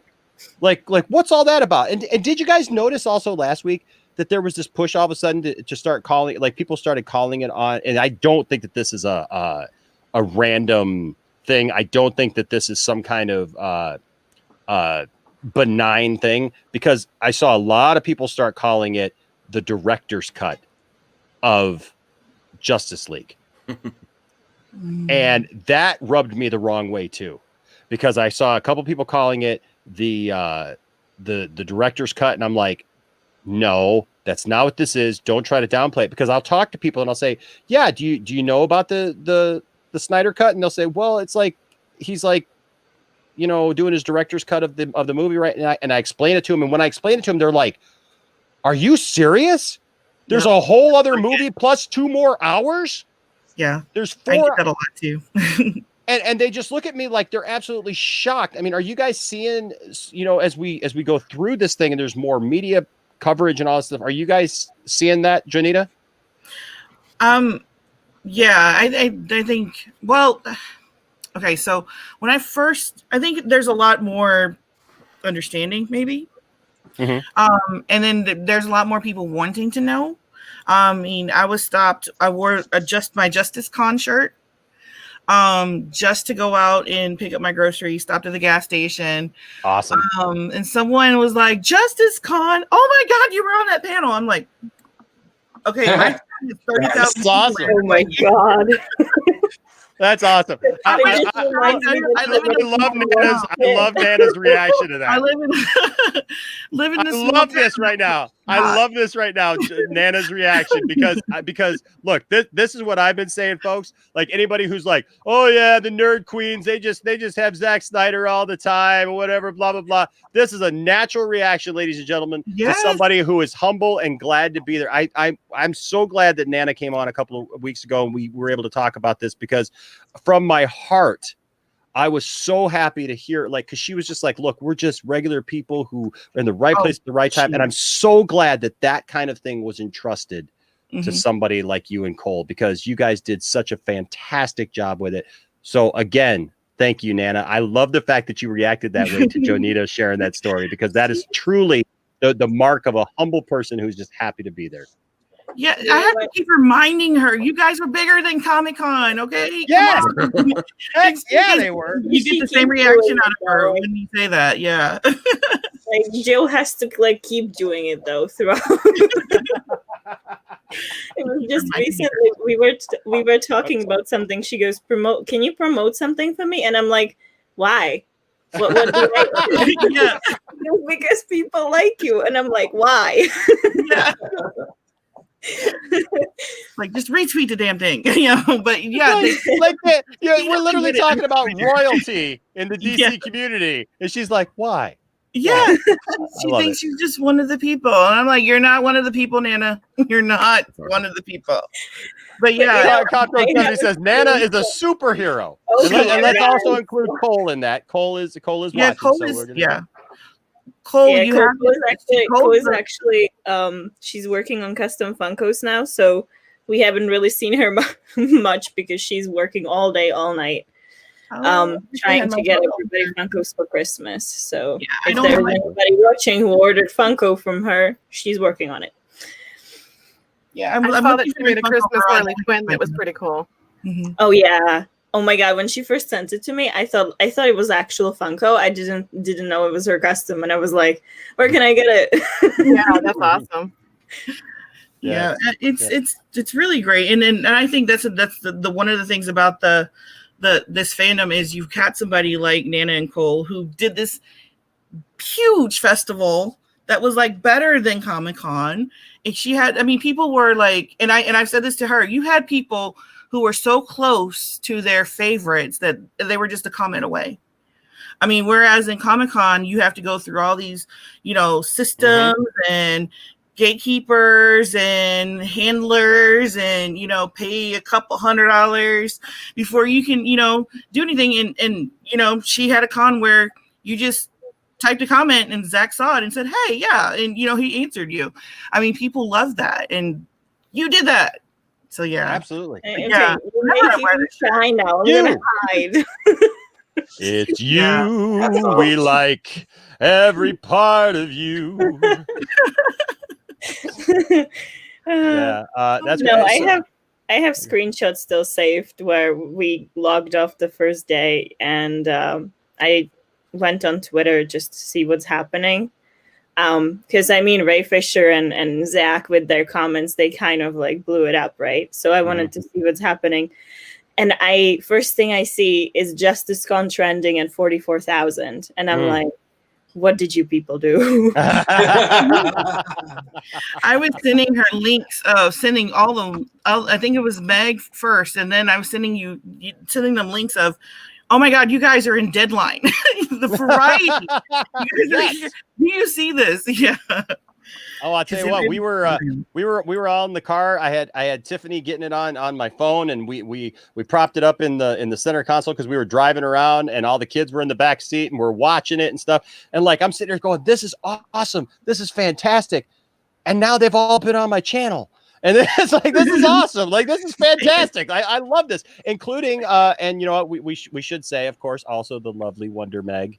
Yes. Oh. Yes, who is right here. But, you know, we do have to be careful because Wonder Meg will try to make off with your Gene Hackman toy. You know? as seen here in this picture. I'm pointing her out right here. Do you still have it? It is. Well, you know, I better check the living room. Now. She knows where I live. She knows where I live. Okay. We're gonna have her back over here actually and have her live on the channel at some point. I keep trying to get her back here on the channel. She went on 4 Nerds last week. I was messing with her. She went on 4 Nerds this week, and I was like, "We've been trying to make this happen, like trying to make our schedules like work out and stuff." And I'm like, "And you go on the 4 Nerds." And but no, we were just joking with it. But yeah, we love all of you guys because all of you ladies have done something very, very special for us as fans, and you continue to mean so much to us as fans. And I can't ever express that because you know what it's like. It's like you guys are the conduit that has brought the gods from the heavens down to us, the common people, you know, because you know, you think about it, but I mean, the people who've been working to make the Snyder Cut a thing, to make this Snyder Cut happen. And I do want to say a quick hello to Anna there. Hello, Anna. Good to see you. I'm so glad that you made a comment. We haven't seen you comment. We keep seeing your tweets and everything. So what's up, Anna? Good to see you. But you ladies have done something for us as fans that you've had access to something that we, you know, didn't necessarily have access to, you know, and it's interesting now because you see this movement and where everything is gone. It's for the people, by the people, and it has made Zack. I'll be honest with you. Like, I used to look at Zack Snyder. Well, oh my gosh, it's Zack Snyder. You know, I mean, like, and I still look at him as, hey, it's Zack. It's Zack Snyder. Like, you know, he's awesome, right? But I also feel like Zack Snyder through this whole process has really been humanized to us fans. Yep. Like, everybody talks about, like, people joke about, like, look, there's a whole section of people, and I still don't know why, but they labeled me this because I'm nobody, but they started labeling me the leader of the Snyder cult because that's why I'm here. I know, man. That's why Max is here, because I went through this whole thing over the I've met him. Yeah. Yeah, Yeah, and so there's been a few streams. we have fun with it every once in a while, and I drape this thing over my head, and you know, and we initiate people into the Snyder cult, you know, and stuff, and we have fun with it because people are ignorant, you know, and people are just, let's call them what they are. They're just stupid. They don't understand why we would want these movies, and they act like we're blindly following this person, like we've put Zack on such a pedestal that he can do no wrong. And it's not about that. It's not about any of that. And I love how the fact that Nana, Cole, Meg, others, the more people who get involved with this and everything, and the more times that like I tune in and I see Zach on a stream with the League of Mayhem, you know, which by the way, ladies and gentlemen, what a great job the lovely Tiff-tastic has done joining the League of Mayhem. I love the fact that my wife is now she's honored. She's part of the league. She's part of the league, man. We're I'll tell you hoping- what, it's we're hoping awesome. she'll be there this Tuesday because we got some. Yes, let's yeah. hype that up. I But gotta love check the that fact, show out. I didn't check love it the out fact, I love the fact that I can tune on the League of Mayhem, and there's Zack Snyder talking with a bunch of beautiful women about this stuff that we love, and just having a chat. You know what I mean? Just having a talk. And then I can tune on to my friend Dave's, vodka stream or whatever. And hey, there's Zack Snyder, and he's having a chat, and he's just talking with everybody. And I can turn on to Chris Wong's channel, and there's Zack Snyder having a chat and talking with everybody. Like, I'm not getting as if Collider was interviewing Zack Snyder, right? And getting a bunch of, just BS. They're talking about real stuff, and Zach's smiling, and Zach is having fun with his fans. And that's something amazing. You don't see Steven Spielberg going on people's stream. We always knew Zach was up here, but I think it's even brought him up to another level this year. Yeah. The DC fandom this year, anything from 2020, this is the thing that's got even better. Yes. The best fandom I've ever been a part of, for sure. And It's so much fun. Yeah, and so as we bring it to a close tonight, I just I love that, and I'm so thankful for that because I also feel like and I think Nana and I were joking I was because I as soon as I saw Zach on Dave's show, I tweeted out, and I saw Zach on Chris's show, and I was like, hey, big shout out to those guys, man. So happy for them that they were able to get on there, man. And I'm thinking in my own head, hey, that'd be awesome. Right? To be able to interview Zack Snyder, to be able to just not even just interview him, but just have him on the channel and just be able to just be like, hey, Zach was here and stuff. That'd be awesome. But I'm so happy for my friends that I've never, I've never even met in real life, but these are people that I really enjoy and stuff. And to see their joy, to see Zach's joy, to see everybody come together like that.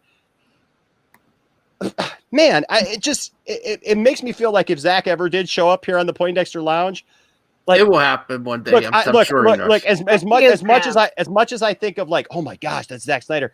I feel like in the first minute and a half, it'd be like, it's cool, it's chill. Zach's here, we're having a conversation, and let's talk about some cool stuff that we love. And that's what the Poindexter Lounge is about, guys. I do want to say a couple of shout outs before we leave. So, League of Mayhem this coming Tuesday. Ladies, you want to tell us who you have on and what we're doing?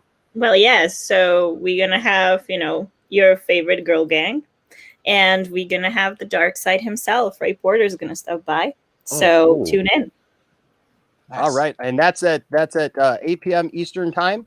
7 p.m. Eastern time. 7 to 9 p.m. Eastern time. And it's on the Nerd Queens channel. Okay. On the Nerd Queens channel. So make sure you guys go over there. I've been joking with Tiffany this whole time. I'm like, because I've been trying to get Ray Porter on since the spring. We just haven't connected. Everybody who tells me connect with him this way, connect with him that way, connect with him this way. And I've been trying all these different ways. And it's she gets to talk to Darkseid first. He's gonna boom tube into the YouTube. She got the boom tube and she's totally there. And so you can put on the awesome onesie on and you can come and say hi. Well, I told Tiff that if she's in the League of Mayhem now, and if I'm ever watching her, on the League of Mayhem, and Zack Snyder comes in, I might be hiding right behind this Darth Vader right over here. Be like, gonna be like, hi, Zack. Hi, guys. No, but seriously, it's gonna be fun. One more thing I do want to promote is coming up on December 20th. Listen, y'all need to clear your schedule for December 20th. That's what you just need to do. This is going to be this is a huge deal. This is something that you just don't plan anything for December 20th, because all day long we're doing this. Deck the Hall of Justice. Oh, wow. And it's an all-day stream starting at 8 a.m. Eastern Standard Time, going to 1 a.m. Whoa. And look at this. You got Den of Nerds is going to start off. Den of Nerds is going to start off at 8 a.m. You got was it Moldiversity at 9 a.m. Oh, that's okay. That's Jonita. Yeah, I Okay. can tell you more about it in just a second. Okay, yes. Then we got the Women of the Watchtower. We got World's Finest going on there. And then from 1 to 3 p.m. Oops, that's Janita. You got this guy. You got this guy at 1 to 3 p.m. And I'm just telling you, you're not going to want to miss this. Okay, so you're going to want to come here. I'm just saying you're not throwing it out there. I'm just throwing it out there. Yeah. That's all I'm going to say for now. We got a couple of weeks until this whole thing happens. Don't miss the lounge. But if you have ever been a fan of the Poindexter Lounge, you're going to want to be here for this. So, okay. So then we have the 4 Nerds at 3 p.m. We got the wonderful League of Mayhem women bringing it up there at 5 p.m. We got Real in Motion at 7 p.m. Comic Book Debate at 8 p.m. The Film Junkie and Chris Wong at 9 p.m. And then capping the whole thing off from 11 to 1 a.m. is Lightcast. Guys, use the hashtags #UsUnited, #WhyWeFight. This is going to, and why are we doing this? Why are we doing this, you ask?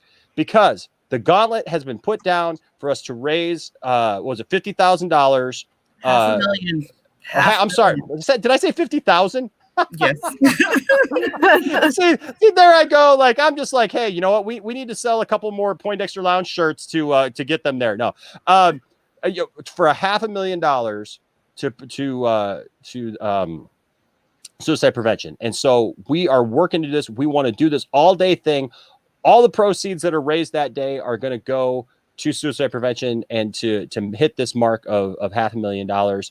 Janita, you were talking about your stream. What's going on? You guys know a lot more about this. I'm kind of coming into it. And so I'm trying to know what's going on. What's going on? Well, Moldiversity is a new stream that that I'm a part of. Actually, I'm one of 7 people who will be coming. Actually, our first stream is this Sunday at 6 o'clock Central Time.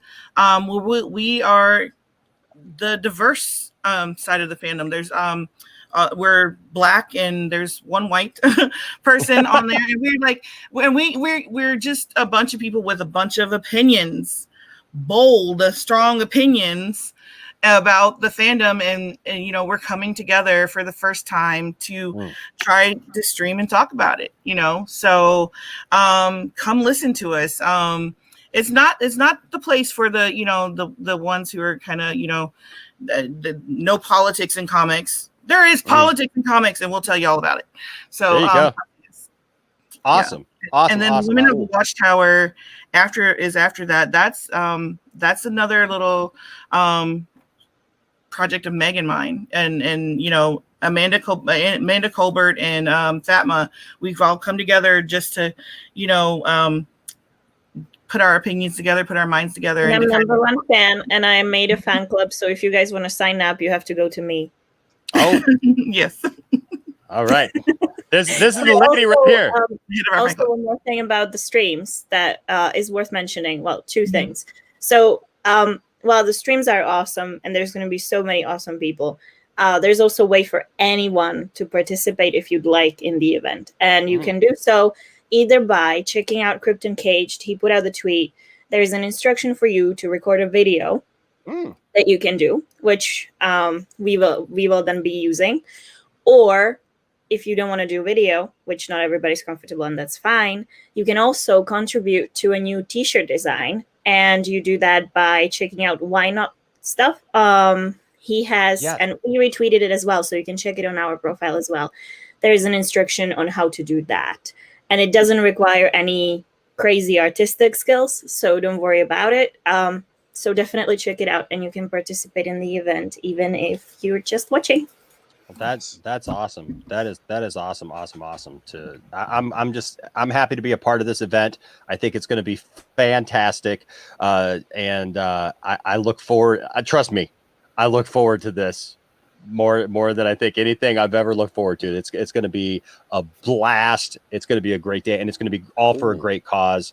And I'm glad to be a part of it. Now, that being said, let's go around once. I want to thank everybody who's on the panel tonight. I want to thank Brian. Thank you, man, for being here. And hey, Brian, your final thoughts, just real quick, and we're just going to go around real quick. Brian, your final thoughts on this and where you think it's going, and just tell people where they can find you real quick. Yeah. Well, first you find me on my channel. It's called The Master of None. I mostly talk about Star Trek and stuff like that. I've been slacking lately. Mostly just doing some video game and stuff like Minecraft, crap like that. But anyways, as far as Wonder Woman goes, I can't wait. Like I said, I'm as soon as I get paid on Friday, I'm pre-ordering my tickets for the first showing on Christmas Day. So I'm gonna get there and I'll make a deal out of it. It should be fun. I'm gonna have to fly out there, Brian. Yeah, come on out to Reno, Nevada. The IMAX is going to be open, and from what I've seen, there's really not anybody going, so it shouldn't be that hard to get a ticket. Well, I'm hoping that yourself. I'm hoping that they reopen Michigan because our theaters were open and then they closed them. So I'm really hoping that seems like they gave it to you and then they took it away from you. But at least you got to see Empire. Watch with me. Yeah, we're I'm just 10 minutes away from the Michigan border. Oh, hey, are they open there? Yep. Road trip. And they're empty. So road trip.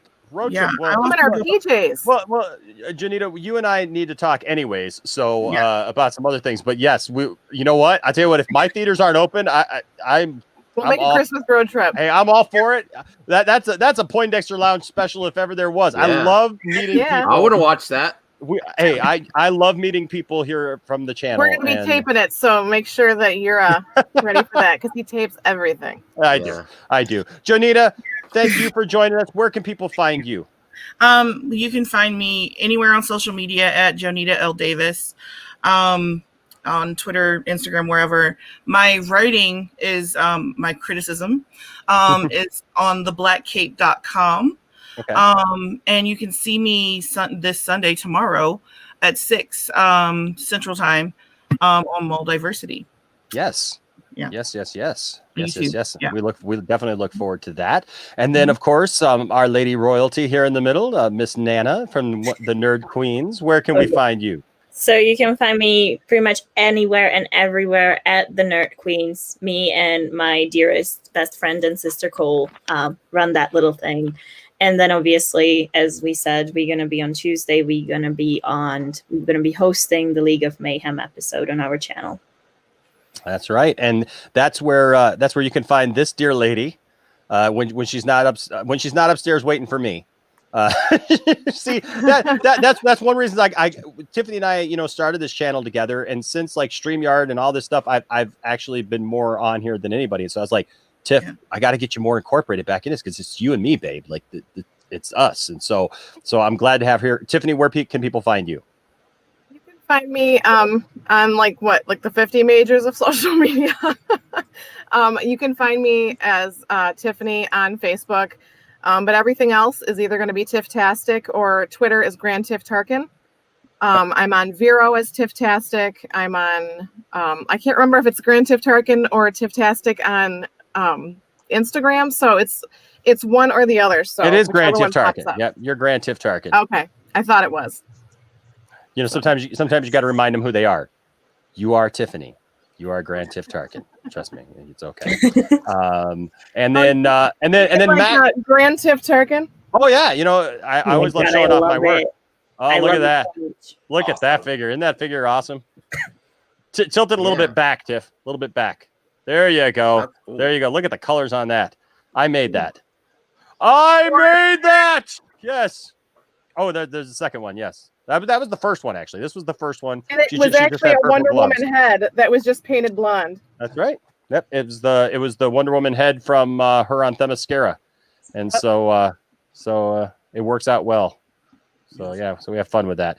Also, thank you to Nerdy in Many Ways, Mr. Dawson, for joining us tonight.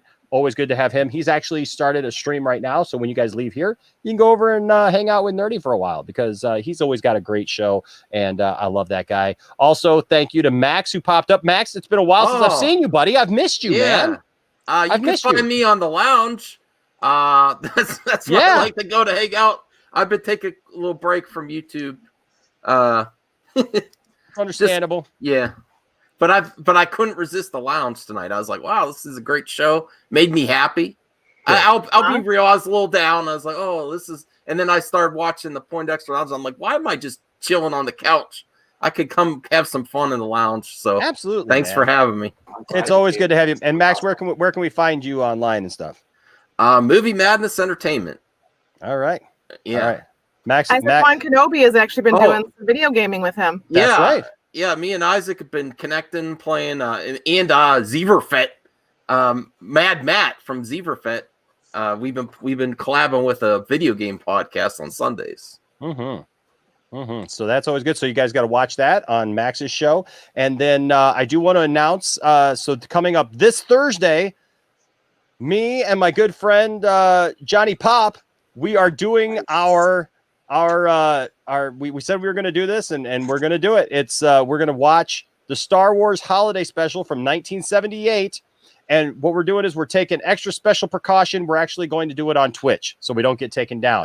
But this is how I'm going to do it. I'm going to start the stream right here on YouTube, announce that we're going to switch to Twitch, and I'm going to leave a stream up of us watching it so that you can see that you're at the right place. And if anybody comes in, because the one thing that I've been leery about is not everybody's on Twitch, right? Yeah. So I'm going to leave it up and people can come over here. And even though the movie is on YouTube, I didn't want to risk us getting the. It's not worth the risk. It's not worth it. So the thing is, I'm going to have it on with just a message that says, "Hey, come on over to Twitch, come and join us, and we're going to have fun. We're gonna poke some fun at it because look, the best way to watch that movie is with some friends making fun of it, and so this is what we're going to do." Are you going to be watching Highlander this week? I will be watching Highlander this week because then next Sunday we're going to do a Binge Buddies episode here, right? No, next Saturday. I'm sorry. Next Saturday, we're going to do a Binge Buddies episode. I'll have more times for you guys. Look on Twitter and everything. We'll be putting that out where we will be reviewing me and Max and this guy right here, Master of None, who's mastering the whole thing and helping us with the whole thing. And so we're going to. Yes. Well, Tifftastic might be there as well. I mean, you're going to be around the house. You might as well talk about Highlander. Well, Isaac said he didn't watch it either. Here's a little secret, guys. One of the ways that I wooed Tiffany was my Sean Connery impersonation. Hey, it woos me too. A few times you said it. We used to talk on the phone. And I would call her up and I would say, "Hello there, lass. It's me, Sean. I know you're talking to that Enosh fellow, but let me tell you something. I'm the man that you should be with. I've looked at you at afar from quite a while, and I must say you are a fine, fine-looking lass. So, what do you say? You remember me in that old movie where I'm wearing that Speedo? That's how I... that just ruined it. That's how I made my... That's how I made my millions. Yes. Hey, you know, what's funny is when I'm sitting there reading a romance novel and I'm laying down on the bed and he can like come sit on the bed. He's like, what are you reading? And then he starts reading what I'm reading as Sean Connery. And I'm like, you can keep reading the next chapter because yeah. Just relax. Cynthia entered the room. That's pretty much what it was. Her dress was flowing behind her. Like, hey, this she knew got hotter. She knew that Sam's muscular arms needed to be around her right then. The wind blew her cloak away. That's a whole other video. That's a whole other You need another channel for that. You need another channel for that. You need big bank. Oh my goodness. Big bank, yeah. Not safe for work territory here. Kevin O'Donnell's like Tiffany fanning herself. Woo! Yes. Hey, you got any books that we could read tonight? That's all I got. Okay. Anyways. So lots of cool, fun stuff happening here in the Poindexter Lounge. Thank you, guys. It is Poindexter Lounge. Thank you guys to everybody who is a part of the channel and for all you mean to us supporting the channel. And like I said, good times are ahead. We got the brick that's getting installed for Zach.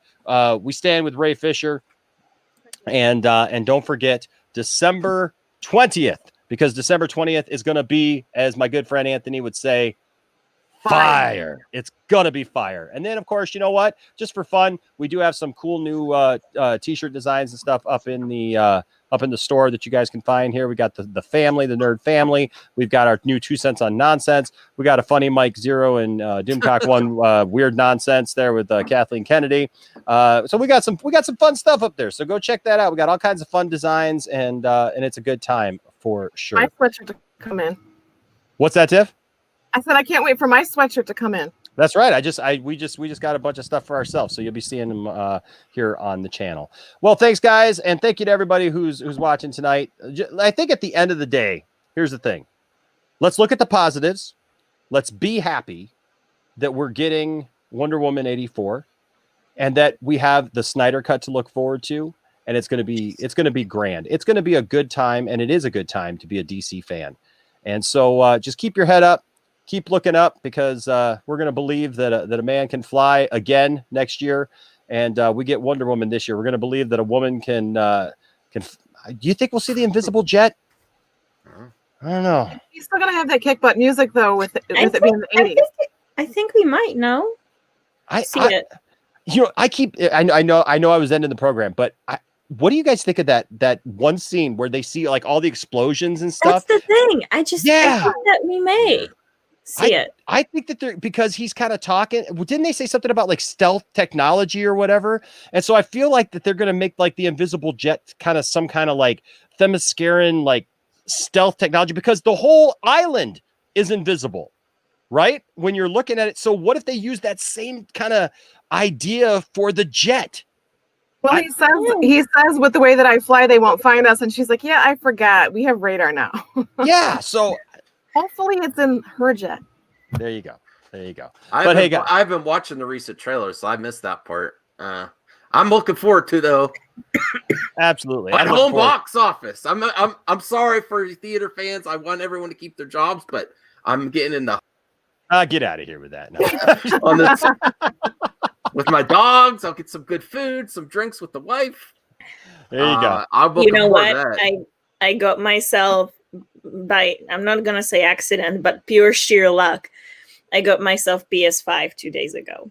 Oh no! I saw the picture. I was so excited for you. I was like, look, I snagged it 4 a.m. because I was lurking on UK gaming Twitter, the most toxic place I have ever seen in my life.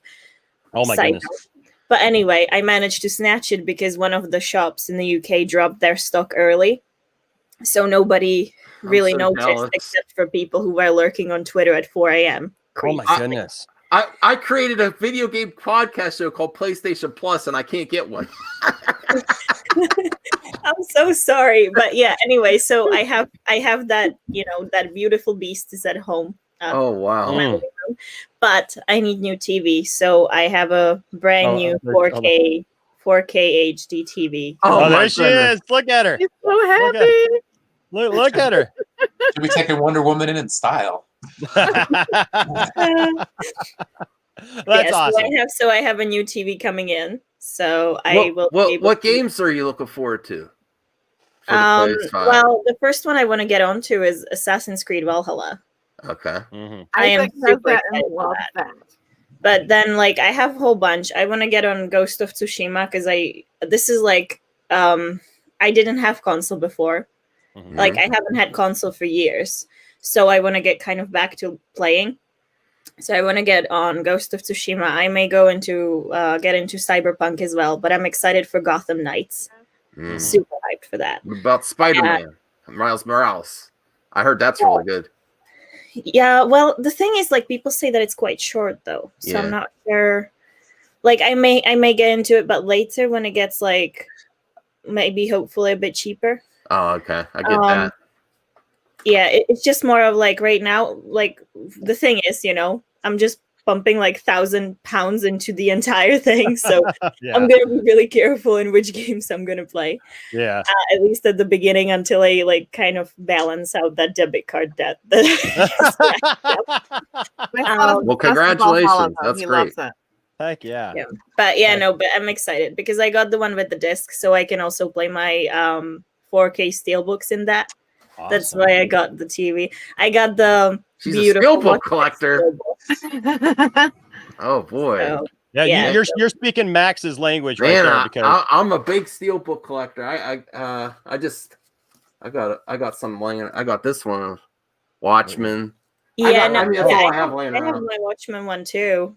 Maybe I need to have Nana on your channel for the gaming. Yeah, let us know when you're put those PS5 to the test. We can have you on the PlayStation. Someone actually has the PlayStation on the PlayStation Plus podcast. I'm gonna play it. I'm gonna comment on it.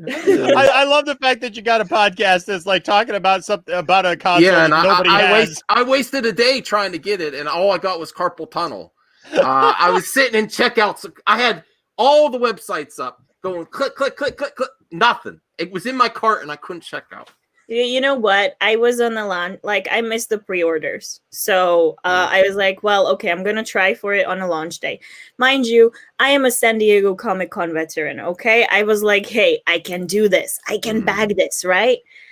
So I am online since midnight on the 19th because it came out on the 19th in the UK. And they were supposed to launch it like in the morning, like 7, 8-ish. But I was like, well, let's see if there will be early drops. And one of the shop did early drop. But everybody was like, well, they're going to cancel it on you because they can't accept this order.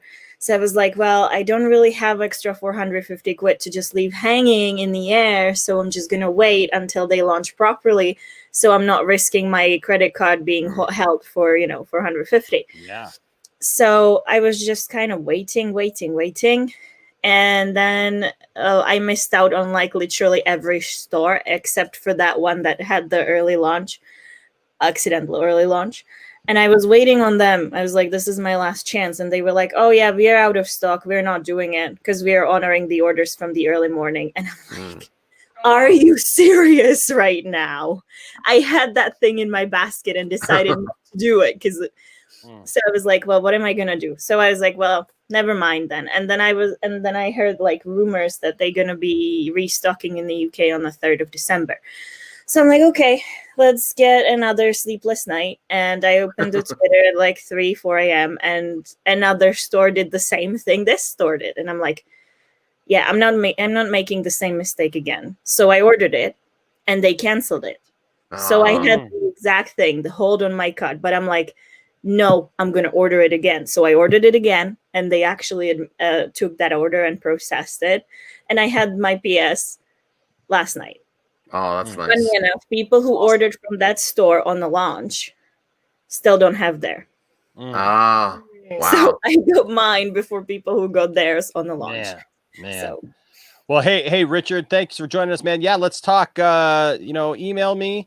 You guys can always email me at poindexterlounge@gmail.com and let's talk, or hey, DM me on Twitter or whatever if you're on Twitter, and we could talk. We got some stuff to talk about. I will go out this way. So I'm not a big gaming guy. I got my old NES, Nintendo. I do now have like 5 upright arcade games though, with like hundreds of games now. You have to tape that and show you my little arcade. I got to put in my Teenage Mutant Ninja Turtles arcade game. I got Star Wars. I'm getting my Superman one back. I've got Superman that is awesome. It's a 2-player. You can play 2 players as 2 different Superman. It plays the John Williams theme. It's fantastic. I can't wait to get that back. And I got a Miss Pac-Man game that I got 60 games in. I just bought one that's got 300 games. That's just the 3 we have right now. Where do you have all the room for these toys? That's the extra room there that we have, and I got 2 more to put up. So we got we're gonna have like 5, and so I need to get to this lounge. I have to. Got to get to the lounge, man. Got to get to the lounge. So I will just say this: I'm not a gaming guy, but I am a toy guy, and I'll show you guys some toys of the day. Oh, I got the Superman False God Pop. Yeah, so there's that. A hard one to get? It's I haven't seen this one around, and then I've seen it before. It was an exclusive, no? Yeah, it just says the summer convention exclusive, so it doesn't say which one. You can see there. Because what they do for summer convention exclusive is they usually release certain amount of them for San Diego Comic-Con, and they have a specific San Diego Comic-Con sticker. Yeah. But then the rest of them have summer convention exclusive, and those are usually set to select retailers that they have them shared. Yes. And so this one's for all the Star Wars fans out there. Mandalorian. Nice. Oh, I love this one. This is awesome. Love the artwork. Fantastic. Yeah. But then we're going DC, baby. And I'll tell you what, these are fantastic. Look at that. Oh, wow. That looks really good. Look at that. Nice. Come on. That is, as Kevin O'Doghair just said, like, that's sick. This is sick. I mean, this is just, I can't wait to see him. I can't wait to see Deathstroke in Zack Snyder's Justice League. his version of what Deathstroke is actually supposed to look like. Oh, and then the new pictures with the mohawk. Yeah. This is heck yeah. Oh wow. Check this out. This is the Flash and Batman Earth 52, which is Red Death, which is Bruce Wayne, and as the Flash. And I mean, look at that! Isn't that fantastic? I love this 2-pack. This 2-pack is great. And then I got this guy right here. Hoping to see this guy one day in the DCEU. Oh my God. Yes, Thomas Wayne. Check that out. Where does he get these wonderful toys? Got this at Target. This was a Target exclusive, folks. You can still get it out there. And you know what? I realized today, because I spent so much time trying to get this because I wanted to make sure that I didn't miss out on this. I actually got one for Isaac, got one for Logan. I might have actually pre-ordered this and forgot about it because we got it at the store this week, and I got a thing that says it came in pre-order. So I love toys, so I could talk about that fun stuff all day long. But hey, you know what? We're right at the 2-hour mark. We're literally 10 seconds away. I didn't expect to go this long, but I thank you all seriously for joining me. It's always fun to talk to you, Nana. It's always great to have you and Cole, and you guys are welcome anytime, obviously. Anytime that we can have you on, it's a blessing. And I'm glad that Tiff is hooking up with you guys and that you ladies are taking over and doing your thing. And I'll definitely be watching this Tuesday night when you guys have Ray Porter and like I said, my onesie. Yep. I don't know. For Come those of and you, say hi. You know, you can say hi. okay, all right, I'll come and say hi. But You're allowed to say hi. I did think it was kind of fun that because the time that Tiff met you guys when I was interviewing you and Tiff comes in her Harley Quinn onesie from Birds of Prey, and then I felt it was fitting that I come in also with the Harley Quinn Birds of Prey onesie. And I love it was beautiful. It was a beautiful moment. And I love the fact that you tweeted it out for everyone to see, because you know what? That's just who I am. I just don't care. I have fun, and that's what the Poindexter Lounge. Look, I appreciate the fact that you brought the hyena as well. Like you brought this with you. I mean, that's a dedication. You got to be dedicated, is what I'm saying. You just got to do it. So good times are ahead. I'm so glad to be on this ride with all of you guys and to just be a part of this fandom. And hey, hashtag us united. So thanks, Brian. Thanks, Tiff. Thanks, Max. Thanks to Janita and also to Dawson. You guys are all fantastic. And thank you to everybody who's watching. We'll see you guys next time. Remember, don't let anybody tell you that your fandom doesn't matter. Don't let anybody tell you that the stuff that you like is bad or crazy or you shouldn't like it or whatever because something else is better or yours worse or whatever. And don't tell anybody else that same thing. Don't get into petty arguments. Don't argue with people over stuff like that. Treat everybody with respect. Treat everybody the way that you would want to be treated. And if you do that, well, you'll always have a place here in the Poindexter Lounge. Until next time, guys, stay nerdy, and we'll see you later. Bye-bye.